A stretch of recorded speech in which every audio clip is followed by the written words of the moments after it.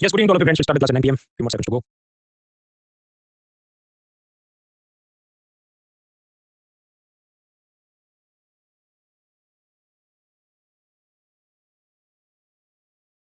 Alright friends, tonight 9 p.m. we start this class. My first question is, can you see me? Can you hear me? देख सकते हैं, सुन सकते हैं तो फर्स्ट नोट करें. अमर, रिंकी, अमो, प्रशांत, जहीदा, सोनिया, मुक्ता, नददान, सरियस, we move forward. ऑडियो में कुछ भी शो है तो कंट्रोल आइकन प्रेस करें. कंट्रोल डिलीट करें. कंप्यूटर में लॉगिन करो. मोबाइल से देखें. मेक श्योर इंटरनेट की स्पीड सही हो, देन शुड वर्क. क्लास में जो विदाउट नो पेन से क्लास के बाद गूगल फॉर्म से पूछ लीजिए. लिंक चैट बॉक्स के अंदर फर्स्ट लिंक है. फिर गुरुवार को मीम्स वाला जो कोर्स पेज है उस पे उसके अपडेट सेक्शन में जहाँ पर बेल आइकन है वहाँ पर मैं आपके जवाब अपलोड करता हूँ. तो हम लोग पढ़ रहे हैं इकोनॉमी का third pillar, balance of payment. उसके अंदर करंट अकाउंट, जिसके अंदर गुड्स और सर्विस का इंपोर्ट एक्सपोर्ट, फिर profit, interest, dividends, remittance, give donation, ये सब हमने पढ़ लिया. अब हम आज पढ़ने वाले हैं कैपिटल अकाउंट. उसमें ये एफडीआई, एफपीआई, ये सब चीजें हमको समझनी है. तो देखिए, भारत की कोई कंपनी में कोई फॉरेन पार्टी पैसा इन्वेस्ट करती है तो कितने percentage, 0, 5, 10, up to 10% shareholding करे तो उसने जितना पैसा भारत में भेजा उसे हम कहते हैं फॉरेन पोर्टफोलियो इन्वेस्टमेंट, एफपीआई. ये लोग कंपनी के बोर्ड ऑफ डायरेक्टर में बैठना है, कंपनी चलाने इसके लिए नहीं आते. इनका ऑब्जेक्टिव होता है कि शेयर मार्केट, मतलब सेकेंडरी मार्केट में आज खरीदा कल बेचा 2-3 टका प्रॉफिट हो जाए, बस वही सब करने के लिए ये आते हैं. लेकिन और ऐसी कंपनियों के example JP Morgan, Morgan Stanley, Goldman सैक्स, ये असल में समझो कि अमेरिका की एक प्रकार की एनबीएफसी कंपनियां हैं. वहां के इंश्योरेंस, पेंशन, बैंक डिपॉजिट वगैरह से इसी प्रकार से वो पैसा मोबिलाइज करके भारत में आके इन्वेस्ट करते हैं. तो they are examples of FPI. अगर 10% से ज्यादा इन्वेस्ट करे, 11, 25, 51, 74, 100, तो जितना पैसा भारत में उसे हम कहते हैं फॉरेन डायरेक्ट इन्वेस्टमेंट, विदेशी प्रत्यक्ष निवेश. अब मान लीजिए कोई फॉरेन इन्वेस्टर ने किसी भारतीय कंपनी के 22% शेयर्स खरीद लिए, तो क्या वो दोनों जगह पे रख सकता है कि एफपीआई भी बन जाए और एफडीआई भी बन जाए, कि 10% इधर रखता हूँ, 12% इधर रखता हूँ? तो पहले सरकार ने, आरबीआई वगैरह ने जो भी नियम बनाए थे कि नहीं, ऐसा तुम किसी का भाई किसी की जान नहीं बन सकते, या तो तुम नक्की करो एफपीआई रहना, या तो तुम नक्की करो तुमको एफडीआई रहना है. वो क्या, मुझे तो इस वाले बकेट में टांग रखनी है. हाँ, तो 22% सारा तुम्हारा एफडीआई गिना जाएगा. वो कहने मुझे तो इस तरफ एफपीआई में टांग रखनी है, तो फिर 10% ही वो व्यक्ति अपने पास रख सकता है फॉरेनर. बाकी का 12% उसने किसी और को बेच देना पड़ेगा, क्योंकि दोनों बकेट में एक साथ पैर नहीं रख सकते. ऐसा पहले नियम था, वॉज बिफोर, पहले ऐसा नियम था. अब सरकार ने, आरबीआई ने सबने रूल चेंज कर दिए कि मौज करो. अब तुम्हारी मर्जी है, तुमको जो करना है कि तुम 10% इधर रखो उसको एफपीआई गिनेंगे, इस तरफ तुम 12 रखो उसको एफडीआई गिनेंगे. अब ऐसा कंपलसरी नहीं है, उसकी मर्जी है, उसको पूरे का पूरा 22% भी एफडीआई रखना है तो वो कर सकता है. आपका इससे क्या फर्क पड़ता है, दो टांगे दो बकेट में रखे तो. समझिए, अगर वो खुद को एफपीआई कहलवाएगा तो उस पर सेबी का रेगुलेशन थोड़ा टाइट हो जाएगा. अगर वो खुद को सिर्फ एफडीआई कहलवाएगा तो फिर उसमें कॉमर्स मिनिस्ट्री, आरबीआई, ये सब का थोड़ा बहुत देखने का होगा. उस पर थोड़ा चीजें रिलैक्स होंगी. रिलैक्स होगी टाइप होगी, इसका मतलब क्या है कि उसे अपने बैलेंस शीट, अपने इन्वेस्टर कहां से कितना पैसा लाया, किसको दिया, ये सब के जितने रूल्स रेगुलेशन और file format document compliance report भेजने होते हैं, वो प्लस माइनस हो सकता है. डिपेंड करता है आप कैसे खुद को, या आप एफपीआई हो या एफडीआई हो या दोनों. फिर वापस आते हैं, ये जो एफपीआई वाले हैं जो अप टू 10% किसी भारतीय कंपनी के शेयर खरीदते हैं, पहले इनके अलग अलग नाम थे 90s में. Foreign institutional investors FII, qualified foreign investors QFI. फिर एक सेबी की चंद्रशेखर कमेटी बनी, उसने कहा इतना सब मत रखो, एक ही कैटेगरी बोलो सबको. तो तब से उनको बोले हम एफपीआई, फॉरेन पोर्टफोलियो इन्वेस्टर्स. ये जो एफपीआई वाले हैं ये भारत में प्रॉब्लम्स क्रिएट करते हैं. पार्टिसिपेटरी नोट्स इशू करके money laundering, terror finance, tax evasion में मदद कर सकते हैं. वो मामला क्या था, पिलर 1 सी में देखा. एफपीआई वालों का कोई वफादारी नहीं होता. उनको किसी और देश में 1-2% भी बेटर रिटर्न दिखे तो भारत के मार्केट से वो सब बेच के भाग जाते हैं. उसके चलते अपना मार्केट डिस्टेबलाइज हो जाता है. अगस्त महीने में करीब 35,000 करोड़ रुपीस के शेयर्स ये एफपीआई वालों ने बेच दिया और वो भागे. ये टर्म कैरी फॉर कर रहा है और एक्स वाई हमको चीन में अच्छा रिटर्न दिख रहा है, और उसके चलते ना सिर्फ हमारा शेयर बाजार गिरा बल्कि अपना रुपया भी डिस्टेबलाइज हो गया. रुपया डिस्टेबलाइज क्यों होगा, क्योंकि ये लोग समझो शेयर बेचेंगे, इनको मिलेगा रुपया, फिर वो बेच के डॉलर खरीदेंगे, फिर चले जाएंगे, तो रुपये डॉलर के सप्लाई डिमांड में मिसमैच होता है, तो करेंसी एक्सचेंज बदल जाता है, जो हम लोग शनि और रविवार की क्लास में सुकून से पढ़ने वाले हैं. अब इस प्रकार से वो जितना पैसा लेके भाग जाते हैं उसको हम कहते हैं हॉट मनी, हॉट मनी.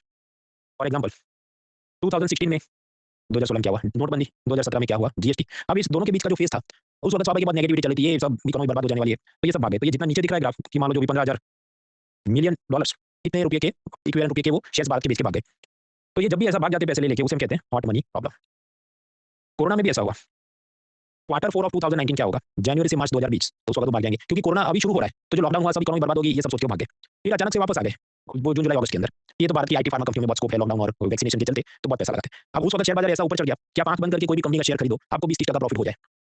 ऐसा कुछ महीनों तक रहा, फिर वापस ये भाग गए तो वापस मार्केट गिर गया वगैरह वगैरह. अब क्या उसमें उन्होंने जो प्रॉफिट कमाया, मेरे आपके जैसे लोग भी बर्बाद होते, क्योंकि हम क्या सोच के चलते अभी और ऊपर 40 टका जाएगा तो मैं अपनी जिंदगी की सारी कमाई इसमें लगा देता हूँ और फिर मेरा लॉस हो जाए.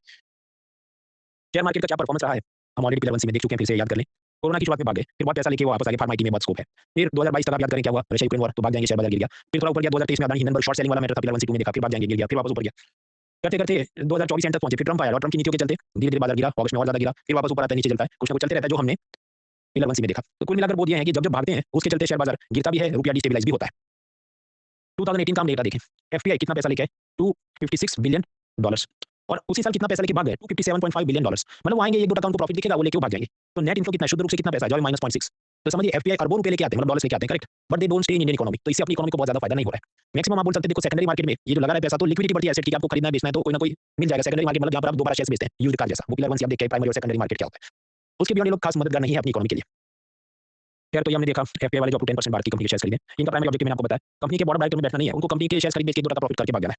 अगर उससे ज्यादा पैसा इन्वेस्ट करे 11, 25 वगैरह, तो उसे हम कहते हैं FDI, foreign direct investment. For example 2018 में वॉलमार्ट जो अमेरिका की कंपनी है, उसने फ्लिपकार्ट के 77% शेयर्स खरीदे, और इसके वास्ते उन्होंने फ्लिपकार्ट के जो भी मालिक होंगे, सचिन बंसल, बिनी बंसल, उनको $16 बिलियन दिए. तो हम क्या कहेंगे, भारत में इतना एफडीआई का पैसा आया. तो वॉलमार्ट अगर फ्लिपकार्ट इंडिया में पैसा लगाता है तो उसे हम क्या कहें, इनवर्ट डायरेक्ट इन्वेस्टमेंट। तो ये हो गया ओडीआई, मतलब वनडे मैच नहीं, इनवर्ट डायरेक्ट इन्वेस्टमेंट मतलब एफडीआई की बात है, इनकमिंग एफडीआई। अब टाटा ने जगुआर कंपनी ब्रिटेन की खरीद ली, जो भी 100% शेयर होल्डिंग ले लिया, तो उसे हम क्या कहेंगे, आउटवर्ड डायरेक्ट इन्वेस्टमेंट ओडीआई। तो आउटवर्ड डायरेक्ट इन्वेस्टमेंट मतलब बाहर जो पैसा गया, तो इनवर्ट भी आता है आउटवर्ड भी जाता है, प्लस माइनस करके नेट डिफरेंस है वो भारत में रहता है। अभी जो एफडीआई जाता है वो दो जात की चीजों में जा सकता है, कार्स, मेडिसिन, जो भी दूसरी beverages, fast moving consumer goods, तो फिजिकल एफडीआई हो सकता है। फिर ये बायजूस, टीसीएस, आज तक वगैरह कंपनियों में जाए पैसा, डिजिटल एफडीआई भी हो सकता है। करेक्ट, मतलब डिजिटल सर्विस जो प्रोवाइड कर रहे हैं उनमें पैसा इन्वेस्ट हो, उसे हम कहते हैं डिजिटल एफडीआई। अब स्वाभाविक है कोरोना में क्या होगा, कोरोना के अंदर आप ये जो रेड लाइन देख रहे हैं ऊपर जा रही है कि ज्यादातर जो एफडीआई आया वो डिजिटल एफडीआई आया, क्योंकि वो e commerce, e learning, software, IT industry में जाएगा। फिर स्वाभाविक है जैसे कोरोना समाप्त होगा वो वहां से निकलेंगे और फिर वो जो फिजिकल मतलब कार्स, ऑटोमोबाइल वगैरह इंडस्ट्री में ज्यादा इन्वेस्ट करेंगे। ऐसा ग्राफ ऊपर नीचे चलते रहता है, लॉजिक से आपने एमसीक्यू टिक करने हैं। जैक मा ने, मान लीजिए बिग बास्केट कंपनी जो भारत के किसी ने बनाई होगी, उसको 100 करोड़ में इन्वेस्ट किया कुछ पैसा, तो ये इनवर्ट एफडीआई था। फिर किसी दिन जैक मा अपने ये 28% शेयर्स रतन टाटा को बेच के निकल ले, तो वो जो भी पैसा लेके चला गया, तो मतलब उसने समझो कि 2010 में इनकमिंग था, उसने भारत में पैसा लगाया था और मान लो 2020 में वो आउटगोइंग हो जाए पैसा। जो व्यक्ति जिसने प्रीवियसली इन्वेस्ट किया था उसको बेच के अपना पैसा निकाल के भाग रहा है, उसे आप क्या कहते हैं, एफडीआई के केस में उसको कहा जाता है रिपाट्रिएशन, उसको डिसइन्वेस्टमेंट भी बोल सकते हैं। अब इसको वो सरकार ओएनजीसी के शेयर बेचे उस डिसइन्वेस्टमेंट के साथ कंफ्यूज ना करे, वो अलग चीज थी जो हमने पिलर 2 में देखी थी। यहाँ पर रिपाट्रिएशन या डिसइन्वेस्टमेंट का मतलब है कि फॉरेन पार्टी जिसने भारत में किसी कंपनी में एफडीआई किया था वो शेयर किसी और को बेच के जब वो निकल रहा है, तो जितना एफडीआई का पैसा बाहर जा रहा है उसे हम कहते हैं रिपाट्रिएशन। तो अब आप देखिए होगा क्या, ग्रॉस एफडीआई मतलब वॉलमार्ट ने फ्लिपकार्ट में पैसा लगाया, फेसबुक ने बायजूस में पैसा लगाया, ये सब इनकमिंग है मान लो $100 बिलियन। लेकिन उसी वक्त जैक मा पर्टिकुलरली से निकल गया रिपाट्रिएशन करके मान लो $20 बिलियन, क्योंकि उसने अपने शेयर रतन टाटा को बेच दिए जो भारत की कंपनी है। तो शुद्ध रूप से कितना एफडीआई आया, नेट एफडीआई कितना आया, जो वीएटी। तो ये फॉर्मूला याद रखिए, ग्रॉस एफडीआई मतलब जो इनकमिंग आ रहा है उसमें से रिपाट्रिएशन माइनस करें तो हमें नेट एफडीआई इनकमिंग मिलता है। आई गिव यू 10 सेकंड, इसको दिमाग में उतारो।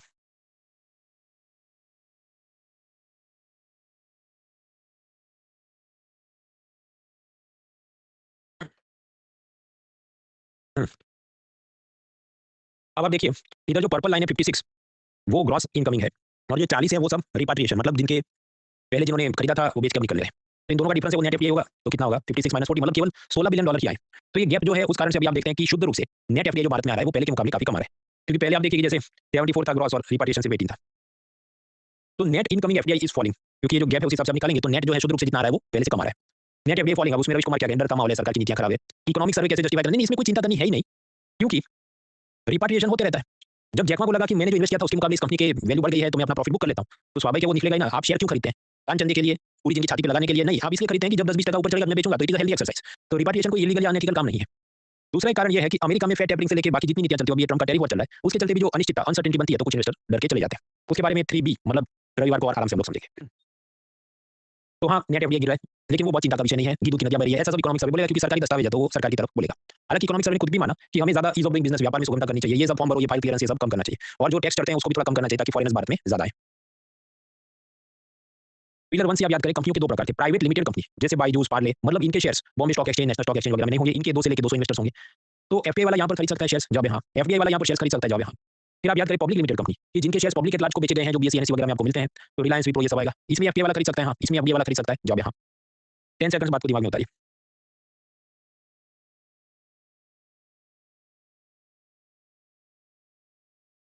आगे जब भी कोई कंपनी को कैपिटल चाहिए वो मार्केट में अपना initial public offer, follow on public offer issue करेगी, तो उसे हम कहते हैं प्राइमरी मार्केट। एफपीआई वाला उसमें दाव लगा सकता है, हाँ एफपीआई वाला दाव लगा सकता है, हाँ। फिर उसी को उन्होंने खरीदा और किसी और को बेचना चाहता है, या मान लीजिए हमने आईपीओ में दाव लगाया, हमें शेयर्स मिले और हम किसी और को रीसेल करना चाहते हैं, जैसे गाड़ी को सेकंड हैंड में बेचते हैं, that is called secondary market. तो उधर भी एफपीआई वाला खेल सकता है, उधर भी एफपीआई वाला खेल सकता है, यस। अगेन 10 सेकंड दिमाग में उतारो।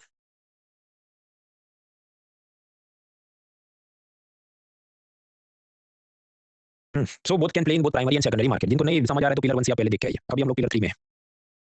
अच्छा, शेयर्स मतलब इक्विटी में पैसा ये लोग लगा सकते हैं, जब यहाँ एफपीआई वाले लगाते हैं, एफडीआई वाले भी लगा सकते हैं। अच्छा, डेट यानी कंपनियों के बॉन्ड्स को खरीद सकते हैं, एफपीआई वाले खरीद सकते हैं। एफडीआई वाले समझो फॉरेनर्स बॉन्ड्स तो खरीद सकते हैं, लेकिन आप ये कहें कि उसने उस कंपनी के मोर देन 10% बॉन्ड्स खरीदे, इसलिए वो एफडीआई है ऐसा वर्ड यूज नहीं किया जाता।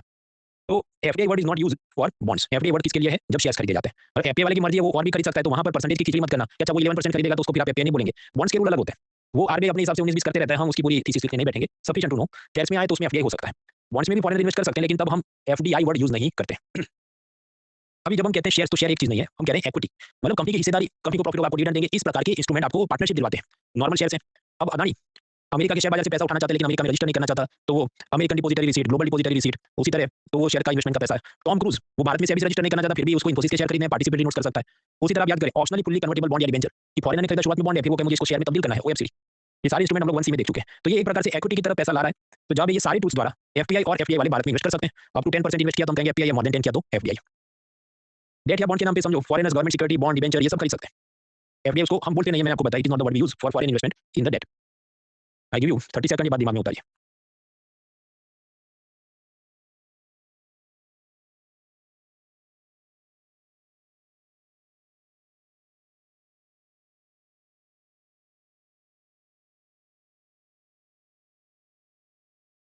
ओके। अब यहाँ पर ये जो डेट या बॉन्ड्स हैं, मतलब गवर्नमेंट सिक्योरिटीज़, बॉन्ड्स, डिबेंचर्स वगैरह, वहाँ पर आरबीआई चाहती है कि ज़्यादा फॉरेनर्स आके पैसा दें। अब उसके वास्ते आरबीआई ने अलग कुछ विंडोज़ खोली है, वीआरआर, एफआईआर विंडोज़। वो क्या है, क्यों है, उसमें हम दिमाग नहीं खर्च करेंगे। ये सारी विंडोज़ क्यों हैं, ताकि वहाँ पर ये फॉरेनर्स रजिस्टर करके ऐसे सब बॉन्ड इंस्ट्रूमेंट्स में इन्वेस्ट करें और आरबीआई उनको फैसिलिटेट करेगी। आपके सब शेयर बॉन्ड तो सेबी का हक में आते हैं, तो आरबीआई क्यों बीच में आ गया? क्योंकि आप समझिए ये कानून है फीमा एक्ट। फीमा एक्ट के तहत वो आरबीआई तय करता है कितना रुपया डॉलर आप ला सकते हैं, ले जा सकते हैं, तो आरबीआई का बोलना बनता है। तो आरबीआई है सब विंडोज़, वहाँ पर वो रजिस्टर करते हैं और फिर उनको आसानी रहती है ये सब इन्वेस्टमेंट करने में। ये सब ग्राफिक्स के जरिए आपके हैंडआउट में दिया है कि foreigners want to buy Indian company shares, तो इक्विटी या शेयर्स उसके अंदर क्या up to 10% FPI, more than 10 है तो एफडीआई, और फिर उसमें क्या क्या इंस्ट्रूमेंट अभी हमने देखे, शेयर एरिया, जीडीआर वगैरह वो सब हमने देखा। फिर डेट या बॉन्ड में उसको जाना है तो प्राइवेट सेक्टर के बॉन्ड डिबेंचर होते हैं, सरकार की गवर्नमेंट सिक्योरिटी और ट्रेजरी वगैरह भी हो सकता है, तो जो भी उसमें आरबीआई को मदद करता है, तो वीआरआर विंडोज उन्होंने बनाई है। ये सब कुछ हैंडआउट में दिया है। ये जितना दिया इतना ही काम का है, उसके बियॉन्ड क्या क्यों कैसे उसमें ज़्यादा जाने की जरूरत नहीं है, वो सब पीएचडी आप कर सकते हैं। उसके लिए किताब है भारतीय पाठक, वो खुद में ही 800 रुपये किताब है और उसके 1000 से ज़्यादा पेज है, तो उतना हमको कोई पीएचडी करने की जरूरत नहीं है। अब कौन से देश से ज़्यादा एफडीआई आता है, उसका रैंकिंग ऊपर नीचे होता है, पर नॉर्मली सिंगापुर, मॉरिशस, यूएई, ये सब देशों से देना एफडीआई आता है। अब ये तो इतने से छोटे-छोटे कंट्रीज हैं, उत्तर प्रदेश के डिस्ट्रिक्ट इनसे ज़्यादा बड़े होंगे, तो इधर से क्यों आ रहा है? क्योंकि आप याद करें डबल टैक्सेशन अवॉइडेंस एग्रीमेंट, और उसके तहत कैसे कैपिटल गेन्स टैक्स आदि को बचाने की खेल की जाती है, जो हमने पिलर 2 बी ब्लैक मनी में देखा था। उसी तरह भारत के खुद के बिजनेसमैन का पैसा हो, लेकिन राउंड ट्रिपिंग करके उधर भेजे, फिर वापस भारत में डायरेक्ट इन्वेस्ट करे। ये सब करने के लिए वो खेल चलते हैं। That is one thing. Second, कौन से सेक्टर में सबसे ज़्यादा एफडीआई आता है? तो कंप्यूटर, आईटी, ये सब के अंदर आता है। ट्रेडिंग में, ट्रेडिंग मतलब ये जो भी अमेज़न, फ्लिपकार्ट टाइप की चीज़ें।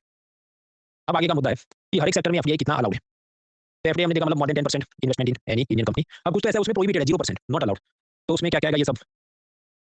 टॉबैको, बेटिंग, गैम्बलिंग, कैसीनो, लॉटरी, क्योंकि ये सब समाज के लिए खराब चीज़ है। उसी तरह chit fund, Nidhi company, farm house, real estate business, ये सब में भी बैंड है।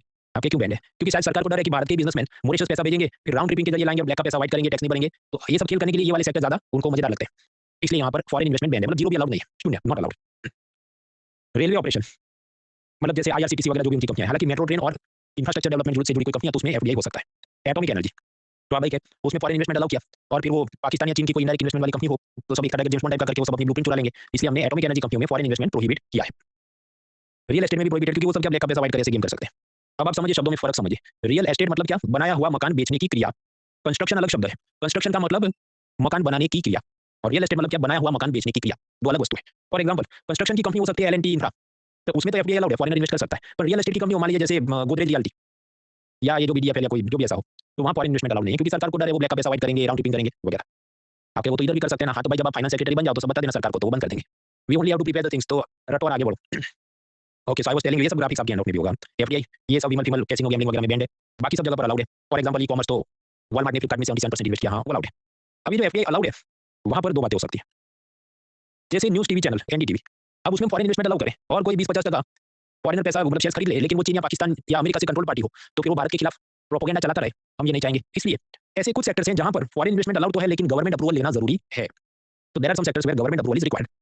For example, public sector banks, जैसे Punjab National Bank, Bank of Baroda वगैरह। तो इसमें ऑटोमेटिक नहीं, वो जो भी पार्टी खरीदना चाहती है शेयर्स, फॉरेनर शेयर खरीदना चाहता है, खरीद सकता है, लेकिन सरकार की परमिशन लेनी होगी, और सरकार की परमिशन लेने के बाद भी मैक्सिमम उस कंपनी में 20% से ज़्यादा फॉरेन इन्वेस्टमेंट नहीं हो सकता। एलआईसी, उसमें अप टू 20% अलाउड ऑटोमेटिक रूप, वहाँ पर सरकार की मंजूरी लेनी जरूरी नहीं है, लेकिन सरकार ने मुश्किल से भी 5% शेयर बेचे हैं, तो भविष्य की बात है जब अलाउ मतलब ज़्यादा शेयर थोड़ी इन्वेस्टमेंट में बेचेंगे। News, current affairs, magazine, digital media, streaming वगैरह, तो उसमें मैंने आपको बताया एनडीटीवी टाइप का सब नहीं होना चाहिए। तो 26% foreign investment allowed, but government approval के बाद, उसके अलावा नहीं। और ये समझो ये मैक्सिमम है, तो ऐसा नहीं कि एक ने 26 किया, दूसरे ने 26, तो फिर व्हाटएवर 52 कर देंगे या 42 कर देंगे, ऐसा नहीं। मैक्सिमम 26, उसमें एक आदमी का 12% हो सकता है, दूसरे का 13% हो सकता है, ये सब हो सकता है। न्यूज़ टीवी चैनल्स, हाँ, मतलब ऊपर फर्क समझिए। न्यूज़पेपर, मैगज़ीन वगैरह में 26, न्यूज़ का टीवी चैनल है तो उसमें maximum 49% foreign investment allowed, but with government permission. तो एनडीटीवी में 49% तक अलाउड है। फिर कुछ और भी सेक्टर है, उसका वो लोड नहीं लेना है, वो आपकी तसल्ली के लिए, और ये स्टेट सर्विस वाले पूछते रहते हैं इसलिए दिया है।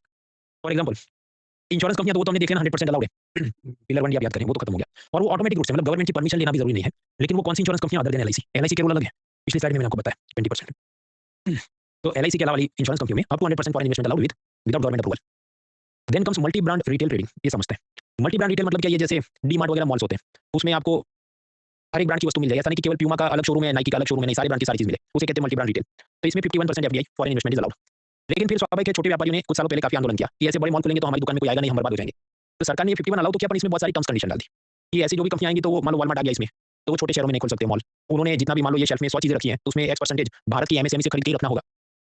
तो स्वाभाविक है वॉलमार्ट को मजा नहीं आएगा, क्योंकि वॉलमार्ट का सारा बिजनेस क्या होता है कि वो चीन में प्लास्टिक के बकेट, टॉवेल्स, ये सब बनवाएगा, फिर इधर रख देगा, वो बहुत सस्ता होगा। तो फिर आप भारत की कोई चीज नहीं, वो चीज का माल खरीदेंगे जिस पे वॉलमार्ट का स्टिकर होगा। तो भारत सरकार वो सब नहीं चाहती, जिससे टर्म्स कंडीशन ये सब डाले। तो स्वाभाविक वॉलमार्ट क्या, मुझे करना ही नहीं है एफडीआई। तो शॉपिंग मॉल आप देखिए वॉलमार्ट के नहीं है, वॉलमार्ट ई-कॉमर्स में गया, क्योंकि ई-कॉमर्स ऐसा है, वहां पर सब अलाउड है 100% without any much terms conditions. Physical malls Walmart नहीं खोला है। आगे बढ़ते हैं। तो जो बैंकिंग और प्राइवेट सिक्योरिटी, प्राइवेट बैंक्स वगैरह, उसमें आपको 49% विदाउट परमिशन, मोर देन 49 करना है तो सरकार की परमिशन लो। डिफेंस के अंदर 74 ऑटोमेटिक, और उसके ऊपर जाना है तो सरकार की मंजूरी लो। प्रोजेक्ट दो जात के होते हैं। ब्राउनफील्ड मतलब क्या? ऑलरेडी मान लो 1-2 फ्लोर्स की आपकी फैक्ट्री और आपको तीसरा उसमें मंजिल बनाना है, तो वो ब्राउनफील्ड हुआ। ग्रीनफील्ड का मतलब क्या? मतलब जीरो जमीन पे कुछ नहीं और आप जीरो से कंपनी खड़ी करना चाहते हैं। तो ग्रीनफील्ड, ब्राउनफील्ड करके फार्मा बायोटेक वगैरह में भी अलग-अलग रूल्स है, लेकिन वो इतने अपने लिए काम के नहीं। तो ये हमने देखी कुछ जगह फॉरेन इन्वेस्टमेंट प्रोहिबिटेड जैसे टॉपिक को, कुछ जगह अलाउड लेकिन वहाँ सरकार की मंजूरी चाहिए जैसे एनडीटीवी। बाकी सब हैं बहुत सारी जगह पर ऑटोमेटिक रूट्स। ऑटोमेटिक रूट मतलब बिना सरकार को पूछे दे दनादन 100% तक फॉरेनर उस कंपनी के शेयर खरीद सकते हैं, जैसे फ्लिपकार्ट, ई-कॉमर्स वगैरह है। ये लंबी लिस्ट है, आपको याद रहे उतना ठीक है, नहीं याद रहे तो बाकी सब्जेक्ट तैयार करो।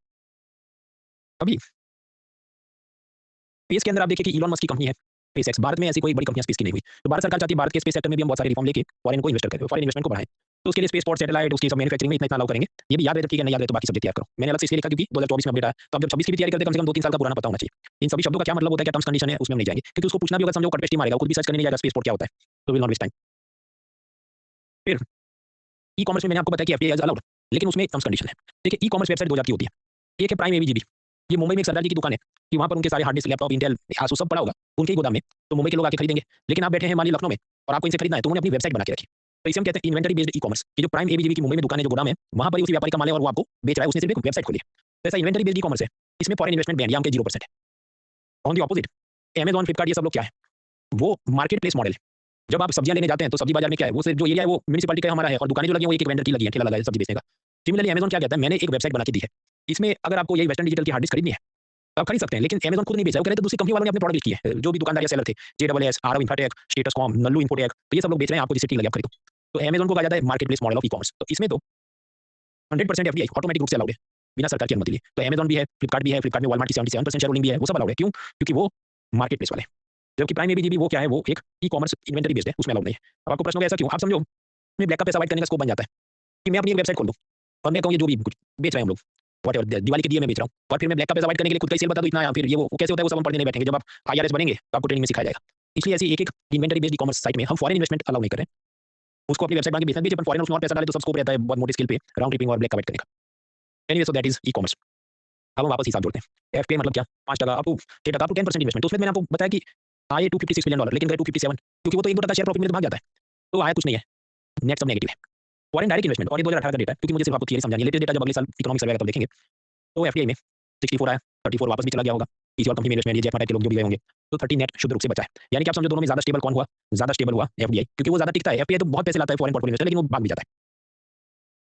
इसका भी सब ट्रेंड है, लेकिन ये ट्रेंड का बहुत लोड नहीं लेना, क्योंकि आप समझो अगले साल इकोनॉमिक सर्वे आएगा, फिर वो नए ग्राफ्स देगा तो हमको नए ग्राफ्स पढ़ने हैं। लॉजिकल सी बात है कि कोरोना की शुरुआत में थोड़ा गिरा होगा, फिर वापस ग्रो किया होगा, फिर यूक्रेन क्राइसिस और ट्रम्प की नीतियों के चलते वापस गिरा होगा। लॉजिकल बात है।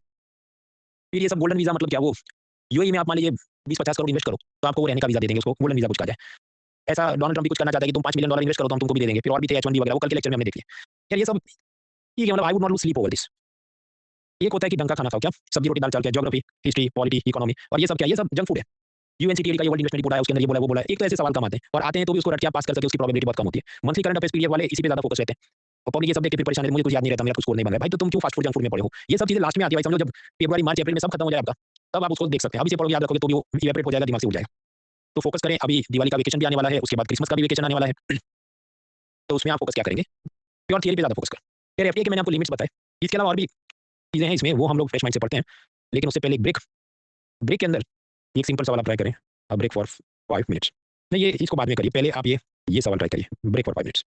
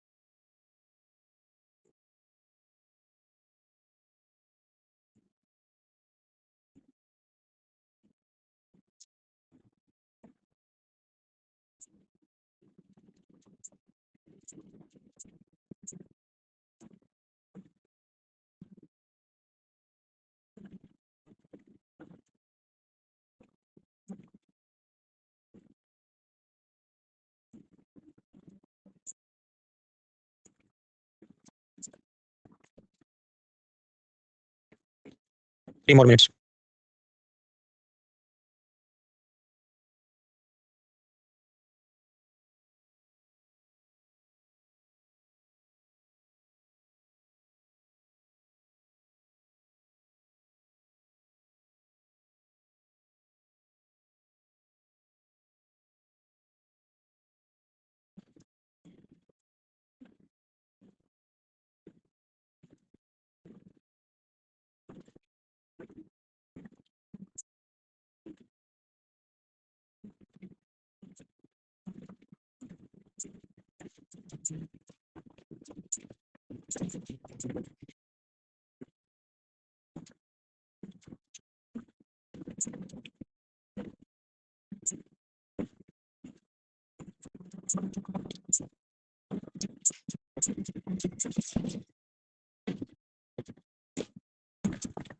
30 more seconds.